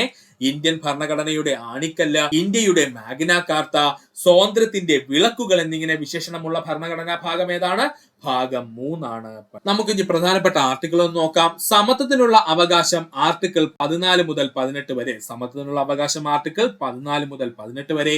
സ്വാതന്ത്ര്യത്തിനുള്ള അവകാശം ആർട്ടിക്കിൾ 19 മുതൽ 22 വരെ. സ്വാതന്ത്ര്യത്തിനുള്ള അവകാശം ആർട്ടിക്കിൾ 19 മുതൽ 22 വരെ. ചൂഷണത്തിനെതിരായ അവകാശം ആർട്ടിക്കിൾ 23 മുതൽ 24 വരെ. ചൂഷണത്തിനെതിരായ അവകാശം ആർട്ടിക്കിൾ 23 മുതൽ 24 വരെ. മതസ്വാതന്ത്ര്യത്തിനുള്ള അവകാശം ആർട്ടിക്കിൾ 25 മുതൽ 28 വരെ. മതസ്വാതന്ത്ര്യത്തിനുള്ള അവകാശം ആർട്ടിക്കിൾ 25 മുതൽ 28 വരെ. സാംസ്കാരികവും വിദ്യാഭ്യാസപരവുമായ അവകാശങ്ങൾ ആർട്ടിക്കിൾ 29 മുതൽ 30 വരെ. സാംസ്കാരികവും വിദ്യാഭ്യാസപരവുമായ അവകാശങ്ങൾ ആർട്ടിക്കിൾ 29 മുതൽ 30 വരെ. ഭരണഘടനാപരമായ പ്രതിവിധിക്കുള്ള അവകാശങ്ങൾ ആർട്ടിക്കിൾ 32നകത്ത്. ഭരണഘടനാപരമായിട്ടുള്ള പ്രതിവിധിക്കുള്ള അവകാശങ്ങൾ ചോദിച്ചു കഴിഞ്ഞാൽ അത് ആർട്ടിക്കിൾ 32 ആദ്യമായി നമുക്ക് നോക്കാനുള്ളത് സമത്വത്തിനുള്ള അവകാശം ആർട്ടിക്കിൾ 14 മുതൽ ആർട്ടിക്കിൾ 18 വരെ. ആർട്ടിക്കിൾ 14 നിയമത്തിന് മുന്നിൽ എല്ലാവരും തുല്യരാണ്. ആർട്ടിക്കിൾ 14 എന്താ പറയുന്നത്? നിയമത്തിന് മുന്നിൽ എല്ലാവരും തുല്യരാണ്. ആർട്ടിക്കിൾ 15 മതം, വംശം, ജാതി, ലിംഗം, ജന്മസ്ഥലം എന്നിവയുടെ അടിസ്ഥാനത്തിൽ വിവേചനം പാടില്ല. ആർട്ടിക്കിൾ 15 എന്താ പറയുന്നത്? മതം, വംശം, ജാതി, ലിംഗം, ജന്മസ്ഥലം എന്നിവയുടെ അടിസ്ഥാനത്തിൽ വിവേചനം പാടില്ല. ആർട്ടിക്കിൾ 16 പൊതു നിയമങ്ങളിലെ അവസര സമത്വം ഉറപ്പുവരുത്തുന്നു. ആർട്ടിക്കിൾ 16 പൊതു നിയമങ്ങളിലെ അവസര സമത്വം ഉറപ്പുവരുത്തുന്നു. ആർട്ടിക്കിൾ 17 അയിത്ത നിർമാർജനം. ആർട്ടിക്കിൾ 17 എന്താണ്? അയിത്ത നിർമാർജനമാണ്. മഹാത്മാഗാന്ധി കീ ജയ് എന്ന മുദ്രാവാക്യത്തോടുകൂടി പാസാക്കിയ ആർട്ടിക്കിൾ 17 ആണ്. മഹാത്മാഗാന്ധി കീ ജയ് എന്ന മുദ്രാവാക്യത്തോടുകൂടി പാസാക്കിയ ആർട്ടിക്കിൾ ആണ് ആർട്ടിക്കിൾ 17. ആർട്ടിക്കിൾ 18 അക്കാദമിക്, മിലിറ്ററി ഒഴികെ ബാക്കിയുള്ള മേഖലകളിലെ ബഹുമതികൾ നിർത്തലാക്കല്. പഠിച്ചോളണേ, ആർട്ടിക്കിൾ 18 എന്താണ്? അക്കാദമി, അതുപോലെ മിലിറ്ററി ഒഴികെ ബാക്കിയുള്ള മേഖലകളിലെ ബഹുമതികൾ നിർത്തലാക്കലുമാണ്. ആർട്ടിക്കിൾ 19 വ്യക്തി സ്വാതന്ത്ര്യങ്ങളും സ്വാതന്ത്ര്യ സംരക്ഷണവുമാണ് ഈ ആർട്ടിക്കിളിൽ പ്രധാനമായിട്ടും ഉൾപ്പെടുത്തിയിരിക്കുന്നത്. ആർട്ടിക്കിൾ 19 എന്താണ്? വ്യക്തി സ്വാതന്ത്ര്യങ്ങളും അതുപോലെ സ്വാതന്ത്ര്യ സംരക്ഷണവുമാണ് ഈ ആർട്ടിക്കിളിൽ പ്രധാനമായിട്ടും ഉൾക്കൊള്ളിച്ചിരിക്കുന്നത്. ആർട്ടിക്കിൾ 19 ക്ലോസ് എ അഭിപ്രായ സ്വാതന്ത്ര്യം. ആർട്ടിക്കിൾ 19 ക്ലോസ് എ എന്താണ്? അഭിപ്രായ സ്വാതന്ത്ര്യം. ആർട്ടിക്കിൾ 19 ക്ലോസ് ബി നിരായുധരായി സമാധാനപരമായും ഒത്തുചേരുവാനുള്ള സ്വാതന്ത്ര്യം. പൊതുയോഗങ്ങൾ, പ്രകടനങ്ങൾ, ഘോഷയാത്രകൾ എന്നിവ നടത്തുവാനുള്ള അവകാശം ഇതിൽ ഉൾപ്പെടുന്നു. എന്നാൽ സമരം ചെയ്യുവാനുള്ള അവകാശം ഇതിൽ ഉൾപ്പെടുന്നില്ല. പഠിച്ചോളണേ, ആർട്ടിക്കിൾ 19 ക്ലോസ് ബിയുടെ പ്രത്യേകത എന്താ? നിരായുധരായിട്ട് സമാധാനപരമായി ഒത്തുചേരുവാനുള്ള സ്വാതന്ത്ര്യം. ഇത് പൊതുയോഗങ്ങൾ, പ്രകടനങ്ങൾ, ഘോഷയാത്രകൾ എന്നിവ നടത്തുവാനുള്ള അവകാശം ഏതിലാ വരുന്നത്? ആർട്ടിക്കിൾ 19 ക്ലോസ് ബിയിലാണ്. എന്നാൽ ഇതിൽ എന്തുൾപ്പെടുന്നില്ല? സമരങ്ങൾ ചെയ്യുവാനുള്ള അവകാശം ഇതില് ഉൾപ്പെടുന്നില്ല. ആർട്ടിക്കിൾ 19 ക്ലോസ് സി പ്രസ്ഥാനങ്ങളും സംഘടനകളും രൂപീകരിക്കുന്നതിനുള്ള സ്വാതന്ത്ര്യം. അസോസിയേഷനുകൾ, യൂണിയനുകൾ, സഹകരണ സംഘങ്ങൾ എന്നിവ രൂപീകരിച്ചിരിക്കുന്നത് ആർട്ടിക്കിൾ 19 ക്ലോസ് സി പ്രകാരമാണ് കേട്ടോ. അപ്പോൾ ആർട്ടിക്കിൾ 19 ക്ലോസ് സി എന്താ പറയുന്നത്? പ്രസ്ഥാനങ്ങൾ, സംഘടനകൾ എന്നിവ രൂപീകരിക്കുന്നുള്ള സ്വാതന്ത്ര്യമാണ്. ഇത് പ്രകാരമാണ് അസോസിയേഷനുകൾ, യൂണിയനുകൾ, സഹകരണ സംഘങ്ങൾ എന്നിവ രൂപീകരിച്ചിരിക്കുന്നത് പഠിക്കും. ആർട്ടിക്കിൾ 19 ക്ലോസ് ഡി ആണ് ഇന്ത്യയിലുടനീളം സഞ്ചാരത്തിനുള്ള സ്വാതന്ത്ര്യം. ആർട്ടിക്കിൾ 19 ക്ലോസ് ഡി എന്താണ്? ഇന്ത്യയിലുടനീളം സഞ്ചാരത്തിനുള്ള സ്വാതന്ത്ര്യം. ആർട്ടിക്കിൾ 19 ക്ലോസ് ഇ ഇന്ത്യയിൽ എവിടെയും താമസിക്കുവാനുള്ള സ്വാതന്ത്ര്യം. ആർട്ടിക്കിൾ 19 ക്ലോസ് ഇ എന്താണ്? ഇന്ത്യയിൽ എവിടെയും താമസിക്കുവാനുള്ള സ്വാതന്ത്ര്യം. ആർട്ടിക്കിൾ 19 ക്ലോസ് ജി ആണ് ഇഷ്ടമുള്ള ജോലി ചെയ്യുന്നതിനും സ്വന്തമായി വ്യവസായം, കച്ചവടം എന്നിവ തുടങ്ങുന്നതിനുമുള്ള സ്വാതന്ത്ര്യം. ആർട്ടിക്കിൾ 19 ക്ലോസ് ജി എന്താണ്?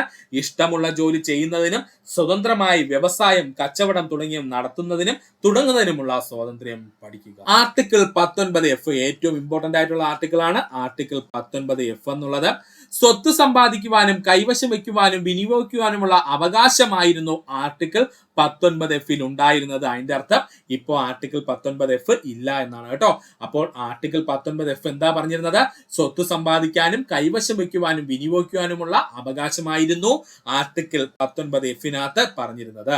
എന്നാൽ 1978 44 ഭേദഗതി പ്രകാരം മൗലിക അവകാശങ്ങളിൽ നിന്നും സ്വത്തവകാശം നീക്കം ചെയ്യപ്പെട്ടു. ഇമ്പോർട്ടന്റ് ആണ്. 1978 44 ഭേദഗതി നിയമപ്രകാരം മൗലിക അവകാശങ്ങളിൽ നിന്നും സ്വത്തവകാശം നീക്കം ചെയ്യപ്പെട്ടു. ഇപ്പോൾ സ്വത്തവകാശം നിയമപരമായ ഒരു അവകാശം മാത്രമാണ്. ഏറ്റവും കൂടുതൽ PSC പ്രീവിയസ് ആയി ചോദിച്ച ചോദ്യം, ഇപ്പോൾ സ്വത്തവകാശം നിയമപരമായ ഒരു അവകാശം മാത്രമാണ്. സ്വത്തവകാശം 12ാം ഭാഗത്തിൽ 300A ആർട്ടിക്കിളിൽ കൂട്ടിച്ചേർത്തിരിക്കുന്നു. സ്വത്തവകാശം ഇപ്പോ 12ാം ഭാഗത്തിലെ 300A ആർട്ടിക്കിളിൽ കൂട്ടിച്ചേർത്തിരിക്കപ്പെട്ടിരിക്കുന്നു. വിദേശിക കടന്നുകയറ്റമോ യുദ്ധമുണ്ടാകുന്ന സാഹചര്യങ്ങളിൽ അടിയന്തരാവസ്ഥ പ്രഖ്യാപിച്ചാൽ ആർട്ടിക്കിൾ 19 നിരോധിക്കുവാൻ കഴിയും. ഇമ്പോർട്ടന്റ് ആണ്.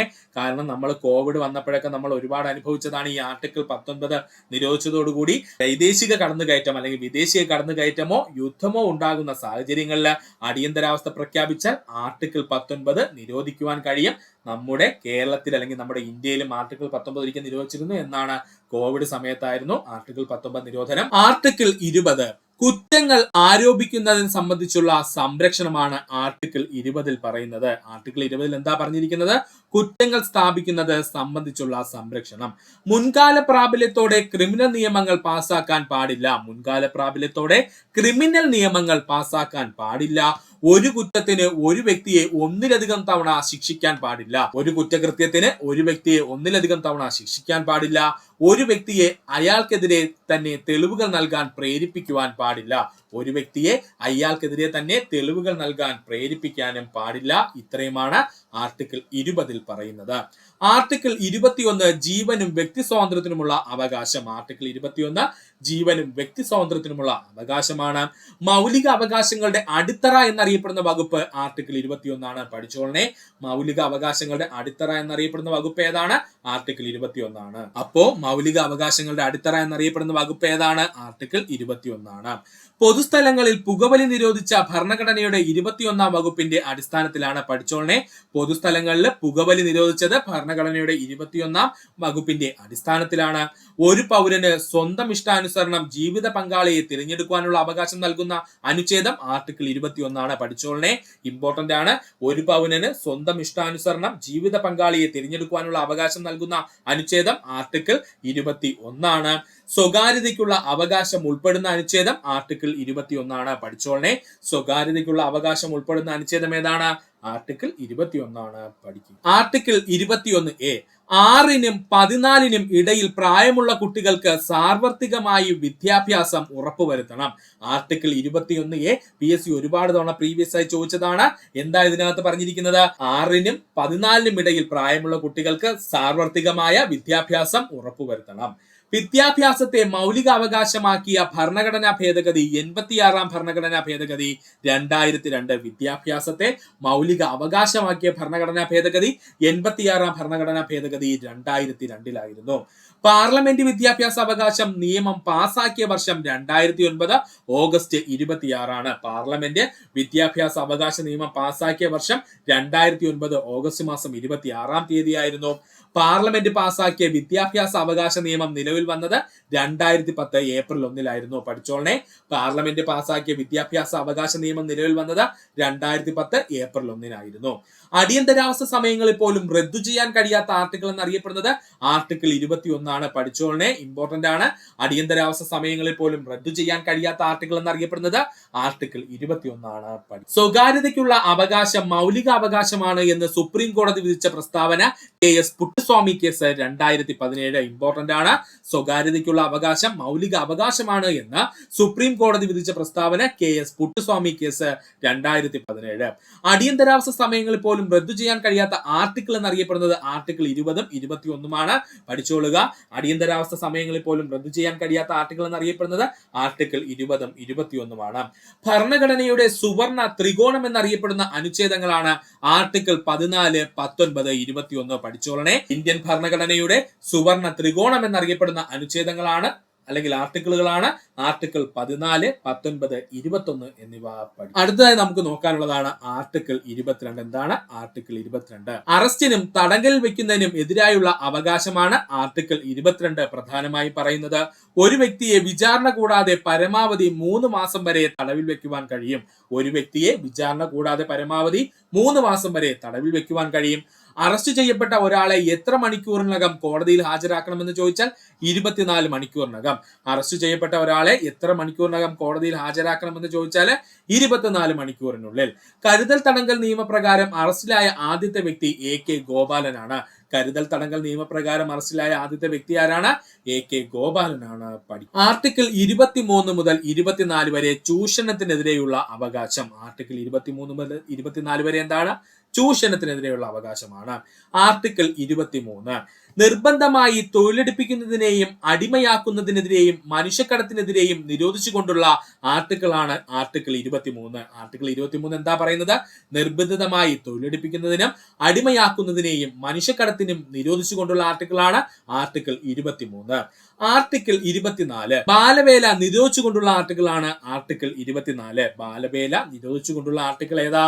ആർട്ടിക്കിൾ 24 ബാലവേല ഉപയോഗിച്ചിട്ടില്ലാത്ത ഉൽപ്പന്നങ്ങൾക്ക് നൽകുന്ന മുദ്ര റെഗ് മാർക്ക്. ബാലവേല ഉപയോഗിച്ചിട്ടില്ലാത്ത ഉൽപ്പന്നങ്ങൾക്ക് നൽകുന്ന മുദ്രയാണ് റെഗ് മാർക്ക് മുദ്ര.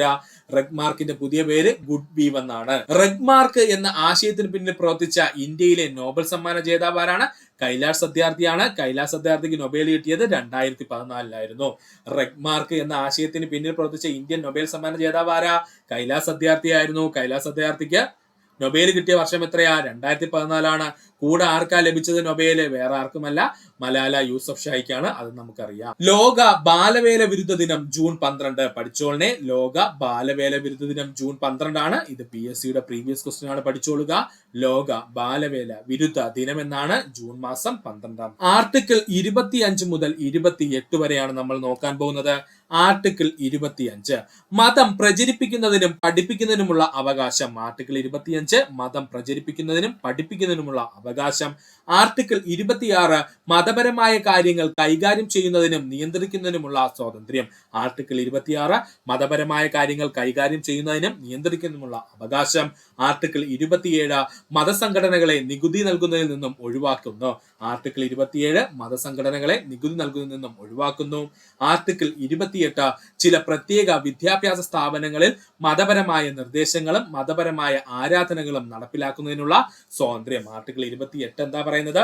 ചില പ്രത്യേക വിദ്യാഭ്യാസ സ്ഥാപനങ്ങളിലെ മതപരമായ നിർദ്ദേശങ്ങളും മതപരമായ ആരാധനകളും നടപ്പിലാക്കുന്നതിനുള്ള സ്വാതന്ത്ര്യം. ഗവൺമെന്റ് നടത്തുന്ന വിദ്യാഭ്യാസ സ്ഥാപനങ്ങളിൽ മത ആചാരങ്ങൾ നടത്തുവാനോ മതാചാരങ്ങൾക്ക് നിർബന്ധിക്കുവാനോ പാടില്ല. ഇത് പരാമർശിക്കുന്ന ആർട്ടിക്കിൾ ഏതാണ്? ആർട്ടിക്കിൾ 28 തന്നെയാണ് കേട്ടോ. പഠിച്ചോളനെ. ഗവൺമെന്റ് നടത്തുന്ന വിദ്യാഭ്യാസ സ്ഥാപനങ്ങളിൽ മത ആചാരങ്ങൾ നടത്തുവാനോ മതാചാരങ്ങൾക്ക് നിർബന്ധിക്കുവാനോ പാടില്ല എന്ന് പരാമർശിക്കുന്ന ആർട്ടിക്കിൾ ഏതാണ്? ആർട്ടിക്കിൾ 28. ആർട്ടിക്കിൾ 29 മുതൽ 30 വരെ സാംസ്കാരികവും വിദ്യാഭ്യാസപരവുമായിട്ടുള്ള അവകാശങ്ങളെ പറ്റിയാണ് നമ്മൾ നോക്കാൻ പോകുന്നത്. ആർട്ടിക്കിൾ 29 മുതൽ 30 വരെ എന്താണ്? സാംസ്കാരികവും വിദ്യാഭ്യാസപരവുമായുള്ള അവകാശങ്ങൾ. ആർട്ടിക്കിൾ 29 29 ന്യൂനപക്ഷ വിഭാഗങ്ങളുടെ താല്പര്യങ്ങൾ സംരക്ഷിക്കുന്ന ഭരണഘടനാ വകുപ്പാണ് ആർട്ടിക്കിൾ 29. ആർട്ടിക്കിൾ 29 എന്താണ്? ന്യൂനപക്ഷ വിഭാഗങ്ങളുടെ താല്പര്യങ്ങൾ സംരക്ഷിക്കുന്ന ഭരണഘടനാ വകുപ്പാണ് ആർട്ടിക്കിൾ 29. ആർട്ടിക്കിൾ 30 ആണ് ന്യൂനപക്ഷ വിഭാഗങ്ങൾക്ക് വിദ്യാഭ്യാസ സ്ഥാപനങ്ങൾ ആരംഭിക്കുന്നതിനും നടപ്പിലാക്കുന്നതിനുമുള്ള അവകാശം ഉറപ്പു നൽകുന്ന വകുപ്പ്. ആർട്ടിക്കിൾ 30 എന്താണ്? ന്യൂനപക്ഷ വിഭാഗങ്ങൾക്ക് വിദ്യാഭ്യാസ സ്ഥാപനങ്ങൾ ആരംഭിക്കുന്നതിനും നടത്തിപ്പിക്കുന്നതിനും അവകാശം ഉറപ്പു നൽകുന്ന വകുപ്പാണിത്. പുറപ്പെടുവിക്കുന്നതിന് ഹൈക്കോടതികൾക്ക് അധികാരം നൽകുന്ന ഭരണഘടനാ അനുച്ഛേദം അല്ലെങ്കിൽ ആർട്ടിക്കിൾ എന്ന് ചോദിച്ചു കഴിഞ്ഞാൽ ആർട്ടിക്കിൾ 226 ആണ് കേട്ടോ. ഇമ്പോർട്ടന്റ് ആണ്. റിട്ടുകൾ പുറപ്പെടുവിക്കുന്നതിന് ഹൈക്കോടതിക്ക്, അണ്ടർലൈൻ ചെയ്ത് പഠിക്കുക, ഹൈക്കോടതിക്ക് അധികാരം നൽകുന്ന ഭരണഘടന ആർട്ടിക്കിൾ അനുച്ഛേദം എന്ന് ചോദിച്ചാൽ അത് 226 ആണ്. സുപ്രീം കോടതി റിട്ട് പുറപ്പെടുവിക്കുന്ന ആർട്ടിക്കിൾ അല്ലെങ്കിൽ അനുച്ഛേദം ചോദിച്ചാൽ ആർട്ടിക്കിൾ 32 ആണ്. ഇതാണ് നമ്മൾ എന്ത് പേരിൽ പഠിക്കുന്നത്? ഈ പറഞ്ഞിരിക്കുന്ന റിട്ട് ആർട്ടിക്കിൾ എന്ന് പഠിക്കുന്നത് 32 ആണ്. ഈ 32 പ്രകാരമാണ് സുപ്രീം കോടതി എന്ത് ചെയ്യുന്നത്? റിട്ടുകൾ പുറപ്പെടുവിക്കുന്നത്. എന്നാൽ ഹൈക്കോടതി റിട്ടുകൾ പുറപ്പെടുവിക്കുന്നത് എങ്ങനെയെന്ന് ചോദിച്ചു കഴിഞ്ഞാൽ അതെന്താണ്? ആർട്ടിക്കിൾ 226 പ്രകാരം. റിട്ടുകളുടെ എണ്ണം ചോദിച്ചു കഴിഞ്ഞാൽ 5 എണ്ണം. റിട്ടുകളുടെ എണ്ണം എത്രയാ സുഹൃത്തുക്കളെ? 5 എണ്ണമാണ്. അതിൽ ഏറ്റവും പ്രധാനപ്പെട്ടതും PSC ഏറ്റവും കൂടുതൽ ചോദിച്ചിട്ടുള്ള റിട്ടാണ് നമ്മൾ ആദ്യം പഠിക്കാൻ പോകുന്നത് ഹേബിയസ് കോർപ്പസ്. എന്താ ഹേബിയസ് കോർപ്പസ് എന്ന് വെച്ച് കഴിഞ്ഞാൽ നിയമവിധേയമല്ലാത്ത തടവിൽ വെച്ചിരിക്കുന്ന ഒരാളെ മോചിപ്പിക്കുന്നതിന് പുറപ്പെടുവിക്കുന്ന റിട്ട് അറിയപ്പെടുന്ന പേരാണ് ഹേബിയസ് കോർപ്പസ്. എന്താണ്? നിയമവിധേയമല്ലാത്ത തടവിൽ വെച്ചിരിക്കുന്ന ഒരാളെ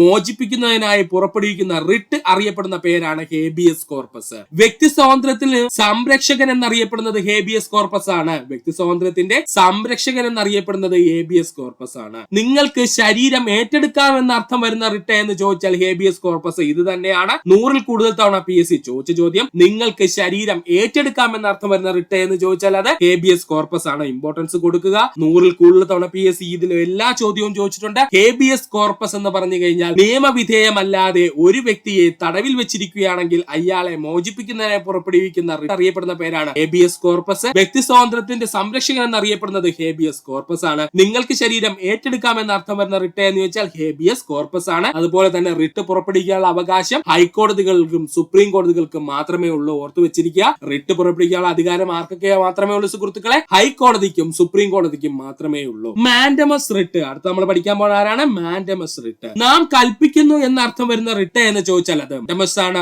സ്വന്തം കർത്തവ്യം നിറവേറ്റാത്ത ഒരു ഉദ്യോഗസ്ഥനെയോ ഒരു പൊതുസ്ഥാപനത്തെയോ ശാസിച്ചുകൊണ്ട് കോടതി പുറപ്പെടുവിക്കുന്ന റിട്ട് അറിയപ്പെടുന്ന പേരാണ് എന്ത്? മാൻഡമസ് എന്ന് പറയുന്നത്. മാൻഡമസ് എന്ന് വെച്ചാൽ അപ്പൊ എന്താണ് സുഹൃത്തുക്കളെ? നാം കൽപ്പിക്കുന്നു എന്നാണ് ഈ റിട്ടിന്റെ അർത്ഥം എന്ന് പറയുന്നത്. അത് മാത്രം PSC 100-ൽ കൂടുതൽ തവണ ചോദിച്ചിട്ടുണ്ട്. സ്വന്തം കർത്തവ്യം നിറവേറ്റാത്ത ഒരു ഉദ്യോഗസ്ഥനെയോ ഒരു പൊതുസ്ഥാപനത്തെയോ ശാസിച്ചുകൊണ്ട് കോടതി പുറപ്പെടുവിക്കുന്ന റിട്ട് അറിയപ്പെടുന്ന പേരാണ് മാൻഡമസ് എന്നുള്ളത് ഓർത്തു വെച്ചിരിക്കുക. അടുത്തതായി പഠിക്കേണ്ടതാണ് പ്രൊഹിബിഷൻ എന്ന് പറയുന്ന റിട്ട്. പ്രൊഹിബിഷൻ റിട്ടിന്റെ പ്രത്യേകത എന്താ സുഹൃത്തുക്കളെ? ഒരു കീഴ്ക്കോടതി അതിന്റെ അധികാര പരിധി ലംഘിക്കുകയോ, ഞാൻ പറഞ്ഞത് ഒരു കീഴ്ക്കോടതി അതിന്റെ അധികാര പരിധി ലംഘിക്കുകയോ സ്വാഭാവിക നീതി നിയമങ്ങൾക്ക് എതിരായി പ്രവർത്തിക്കുകയോ ചെയ്യുകയാണ് എങ്കിൽ കീഴ്ക്കോടതിയെ ശാസിച്ചുകൊണ്ട് മേൽക്കോടതി പുറപ്പെടുവിക്കുന്ന റിട്ട് അറിയപ്പെടുന്ന പേരാണ് പ്രൊഹിബിഷൻ റിട്ട് എന്ന് പറയുന്നത്. അതായത് ഒരു കീഴ്ക്കോടതി അതിന്റെ അധികാര പരിധിയിൽ നിന്നും പുറത്തുള്ള കാര്യത്തിൽ കയറി പ്രവർത്തിക്കുകയോ ഇല്ലെന്നുണ്ടെങ്കിൽ എന്താണ് സ്വാഭാവികമായിട്ടൊരു നീതി നിയമത്തിന് എതിരായിട്ട് പ്രവർത്തിക്കുന്നോ എന്ന് മേൽക്കോടതികൾക്ക് തോന്നിക്കഴിഞ്ഞു കഴിഞ്ഞാൽ ആ പ്രവർത്തനം നിർത്തിവെച്ചുകൊണ്ടുള്ള മേൽക്കോടതിയുടെ ഉത്തരവിനെ അറിയപ്പെടുന്ന പേരാണ് പ്രൊഹിബിഷൻ റിട്ട് എന്ന് പറയുന്നത്. എന്ത് പേരിൽ അറിയപ്പെടുന്നത്? പ്രൊഹിബിഷൻ റിട്ട് എന്ന പേരിൽ അറിയപ്പെടുന്നു. കോവാറന്റോ റിട്ട്. എന്താണ് കോവാറന്റോ റിട്ട് എന്ന് പറയുന്നത്? ഒരു വ്യക്തിക്ക് അയാൾക്ക് അർഹമില്ലാത്ത ഉദ്യോഗം വഹിക്കുകയാണെങ്കിൽ ആ സമയത്ത് കോടതി ആ ഉദ്യോഗത്തിൽ നിന്നും അയാളെ പുറത്താക്കിക്കൊണ്ട് പുറപ്പെടുവിക്കുന്ന റിട്ട് അറിയപ്പെടുന്ന പേരാണ് കോവാറന്റോ റിട്ട്. അപ്പൊ ഒരു വ്യക്തിക്ക് അയാൾക്ക് അർഹതയില്ലാത്ത ഉദ്യോഗം വഹിക്കുവാണെന്നുണ്ടെങ്കിൽ അത് തടയുന്ന റിട്ട് അറിയപ്പെടുന്ന പേരാണ് കോവാറന്റോ. കോവാറന്റോയുടെ അർത്ഥം എന്തെന്ന് ചോദിച്ചാൽ എന്തധികാരത്തിൽ. കോവാറന്റോ റിട്ടിന്റെ അർത്ഥം എന്താണ് സുഹൃത്തുക്കളെ? എന്തധികാരത്തിൽ എന്ന് എന്ത് ചെയ്യും? കോടതി ചോദിക്കും, മറക്കരുത്. അടുത്തതാണ് സെർഷ്യോററി റിട്ട്. എന്താണ് സെർഷ്യോററി റിട്ട് എന്തെന്ന് ചോദിച്ചാൽ ഒരു കേസ് കീഴ്ക്കോടതിയിൽ നിന്നും മേൽക്കോടതിയിലേക്ക് മാറ്റുന്നതിന് വേണ്ടി ഉത്തരവിടുന്ന റിട്ട് അറിയപ്പെടുന്ന പേരാണ് സെർഷ്യോററി റിട്ട് എന്ന് പറയുന്നത്. അതായത് ഒരുപാട് കേസുകളിൽ നമ്മൾ ഇത് കണ്ടിരിക്കും. ഒരു കീഴ്ക്കോടതിയിലുള്ള ഒരു കേസിനെ ഇപ്പോ ഹൈക്കോടതിയിലേക്കോ ഹൈക്കോടതിയിലുള്ള ഒരു കേസിനെ സുപ്രീം കോടതിയിലേക്കോ മാറ്റുന്നതിന് വേണ്ടിയിട്ട് പുറപ്പെടുവിക്കുന്ന റിട്ട് അറിയപ്പെടുന്ന അറിയപ്പെടുന്ന പേരാണ് സെർഷ്യോററി എന്ന് പറയുന്നത്. കീഴ്ക്കോടതിയിലുള്ള ഒരു കേസിനെ മേൽക്കോടതിയിലേക്ക് കൊണ്ടുപോകുന്ന റിട്ട് അറിയപ്പെടുന്ന പേരാണ് സെർഷ്യോററി റിട്ട്. ഒന്നുകൂടി പറയാൻ സുഹൃത്തുക്കളെ, ഈസിയാണ്. പ്രൊഹിബിഷൻ എന്ന് പറഞ്ഞു കഴിഞ്ഞാൽ ഇത്രയേ ഉള്ളൂ. കീഴ്ക്കോടതിയിലെ അധികാര പരിധി ലംഘിച്ചുകൊണ്ടോ അല്ലെങ്കിൽ സ്വാഭാവിക നീതി നിയമങ്ങൾക്ക് എതിരായിട്ട് ഒരു കീഴ്ക്കോടതി പ്രവർത്തിച്ചു കഴിഞ്ഞാൽ ആ പ്രവർത്തനം നിർത്തിവെക്കുന്നതിന് വേണ്ടിയിട്ട് മേൽക്കോടതികൾ പുറപ്പെടുവിക്കുന്ന റിട്ട് അറിയപ്പെടുന്ന പേരാണ് പ്രൊഹിബിഷൻ. ഓക്കെയാണ്. കോവാറന്റോ എന്ന് വെച്ച് കഴിഞ്ഞാൽ ഇത്രയുള്ള അർത്ഥം എന്ത് അധികാരത്തിൽ എന്ന് കോടതി അങ്ങോട്ട് ചോദിക്കും. കോവാറന്റോ എന്ന് വെച്ചാൽ എന്താണ്? എന്ത് അധികാരത്തിൽ എന്ന് കോടതി ചോദിക്കും. ഒരു വ്യക്തി അയാൾക്ക് അർഹതയില്ലാത്ത ഉദ്യോഗം വഹിക്കുവാണെന്നുണ്ടെങ്കിൽ അത് തടയുന്ന റിട്ടാണ് കോവാറന്റോ റിട്ട്. കോവാറന്റോ എന്ന് വെച്ച് കഴിഞ്ഞാൽ കോടതി എന്താ ചോദിക്കുന്നത്? നമ്മൾ ചോദിക്കും എന്ത് അധികാരത്തിൽ എന്ന് ചോദിക്കും. ഓർക്കുക. ഇനി സെർഷ്യോററി റിട്ട് എന്തെന്ന് ചോദിച്ചു കഴിഞ്ഞാൽ ഒരു കേസ് കീഴ്ക്കോടതിയിൽ നിന്നും മേൽക്കോടതിയിലേക്ക് മാറ്റാൻ ഉത്തരവിടുന്ന റിട്ടിനെ അറിയപ്പെടുന്ന പേരാണ് സെർഷ്യോററി റിട്ട് എന്ന് പറയുന്നത്. അതായത് നമ്മുടെ സാധാരണ ജില്ലാ കോടതികളിലോ മജിസ്ട്രേറ്റ് കോടതികളിലോ ഒക്കെ ഉള്ള ഒരു കേസ് വന്നു കഴിഞ്ഞാൽ ആ കേസ് എന്ത് ചെയ്യും? ഹൈക്കോടതിയിലേക്കോ സുപ്രീം കോടതിയിലേക്കോ മാറ്റുന്നതിന് വേണ്ടിയിട്ട് കൊടുക്കുന്ന റിട്ടാണ് എന്തെന്ന് പറയുന്നത്? സെർഷ്യോററി റിട്ട് എന്ന് പറയുന്നത്. എന്താ അതിന്റെ പേര്? Certiorari writ. അപ്പോൾ ഇത്രയുമായിരുന്നു നമ്മുടെ secretariat attender preliminary exam stage 2 detailed related ഫാക്ട്സിന്റെ ക്ലാസ് 3 എന്നുള്ളത് സുഹൃത്തുക്കളെ. ഇത്രയും നേരം ഈ വീഡിയോ എന്റെ സുഹൃത്തുക്കൾ എല്ലാവർക്കും നന്ദി, നമസ്കാരം. നിങ്ങൾക്ക് ഈ വീഡിയോ ഇഷ്ടമായി എങ്കിൽ നിങ്ങളുടെ സുഹൃത്തുക്കൾ കൂടി ഒന്ന് ഷെയർ ചെയ്ത് കൊടുക്കുക. അതിനോടൊപ്പം തന്നെ നമ്മുടെ ചാനൽ സബ്സ്ക്രൈബ് ചെയ്ത് സഹായിക്കുക. സബ്സ്ക്രൈബ് ബട്ടനോട് ചേർന്നുള്ള ബെൽ ബട്ടൺ അമർത്തി കഴിഞ്ഞാൽ നമ്മൾ അപ്ലോഡ് ചെയ്യുന്ന വീഡിയോകൾ അപ്പോൾ തന്നെ സുഹൃത്തുക്കളെ നിങ്ങളിലെത്തുന്നതാണ്. സുഹൃത്തുക്കൾ എല്ലാവർക്കും നന്ദി, നമസ്കാരം. നല്ലൊരു ദിവസം നേരിടും. ഈ ചാനലിന്റെ വളർച്ച എന്ന് പറയുന്ന സുഹൃത്തുക്കളെ നിങ്ങളുടെ സബ്സ്ക്രിപ്ഷനും അതിനോടൊപ്പം തന്നെ നിങ്ങളുടെ സപ്പോർട്ടുമാണ്. ഒത്തിരി സുഹൃത്തുക്കൾ ഇപ്പോഴും സബ്സ്ക്രൈബ് ചെയ്യാതെ കാണുന്നുണ്ട്. ദയവ് ചെയ്ത് സബ്സ്ക്രൈബ് ചെയ്ത് ഈ ചാനൽ ഒന്ന് സപ്പോർട്ട് ചെയ്യുക, സഹായിക്കുക.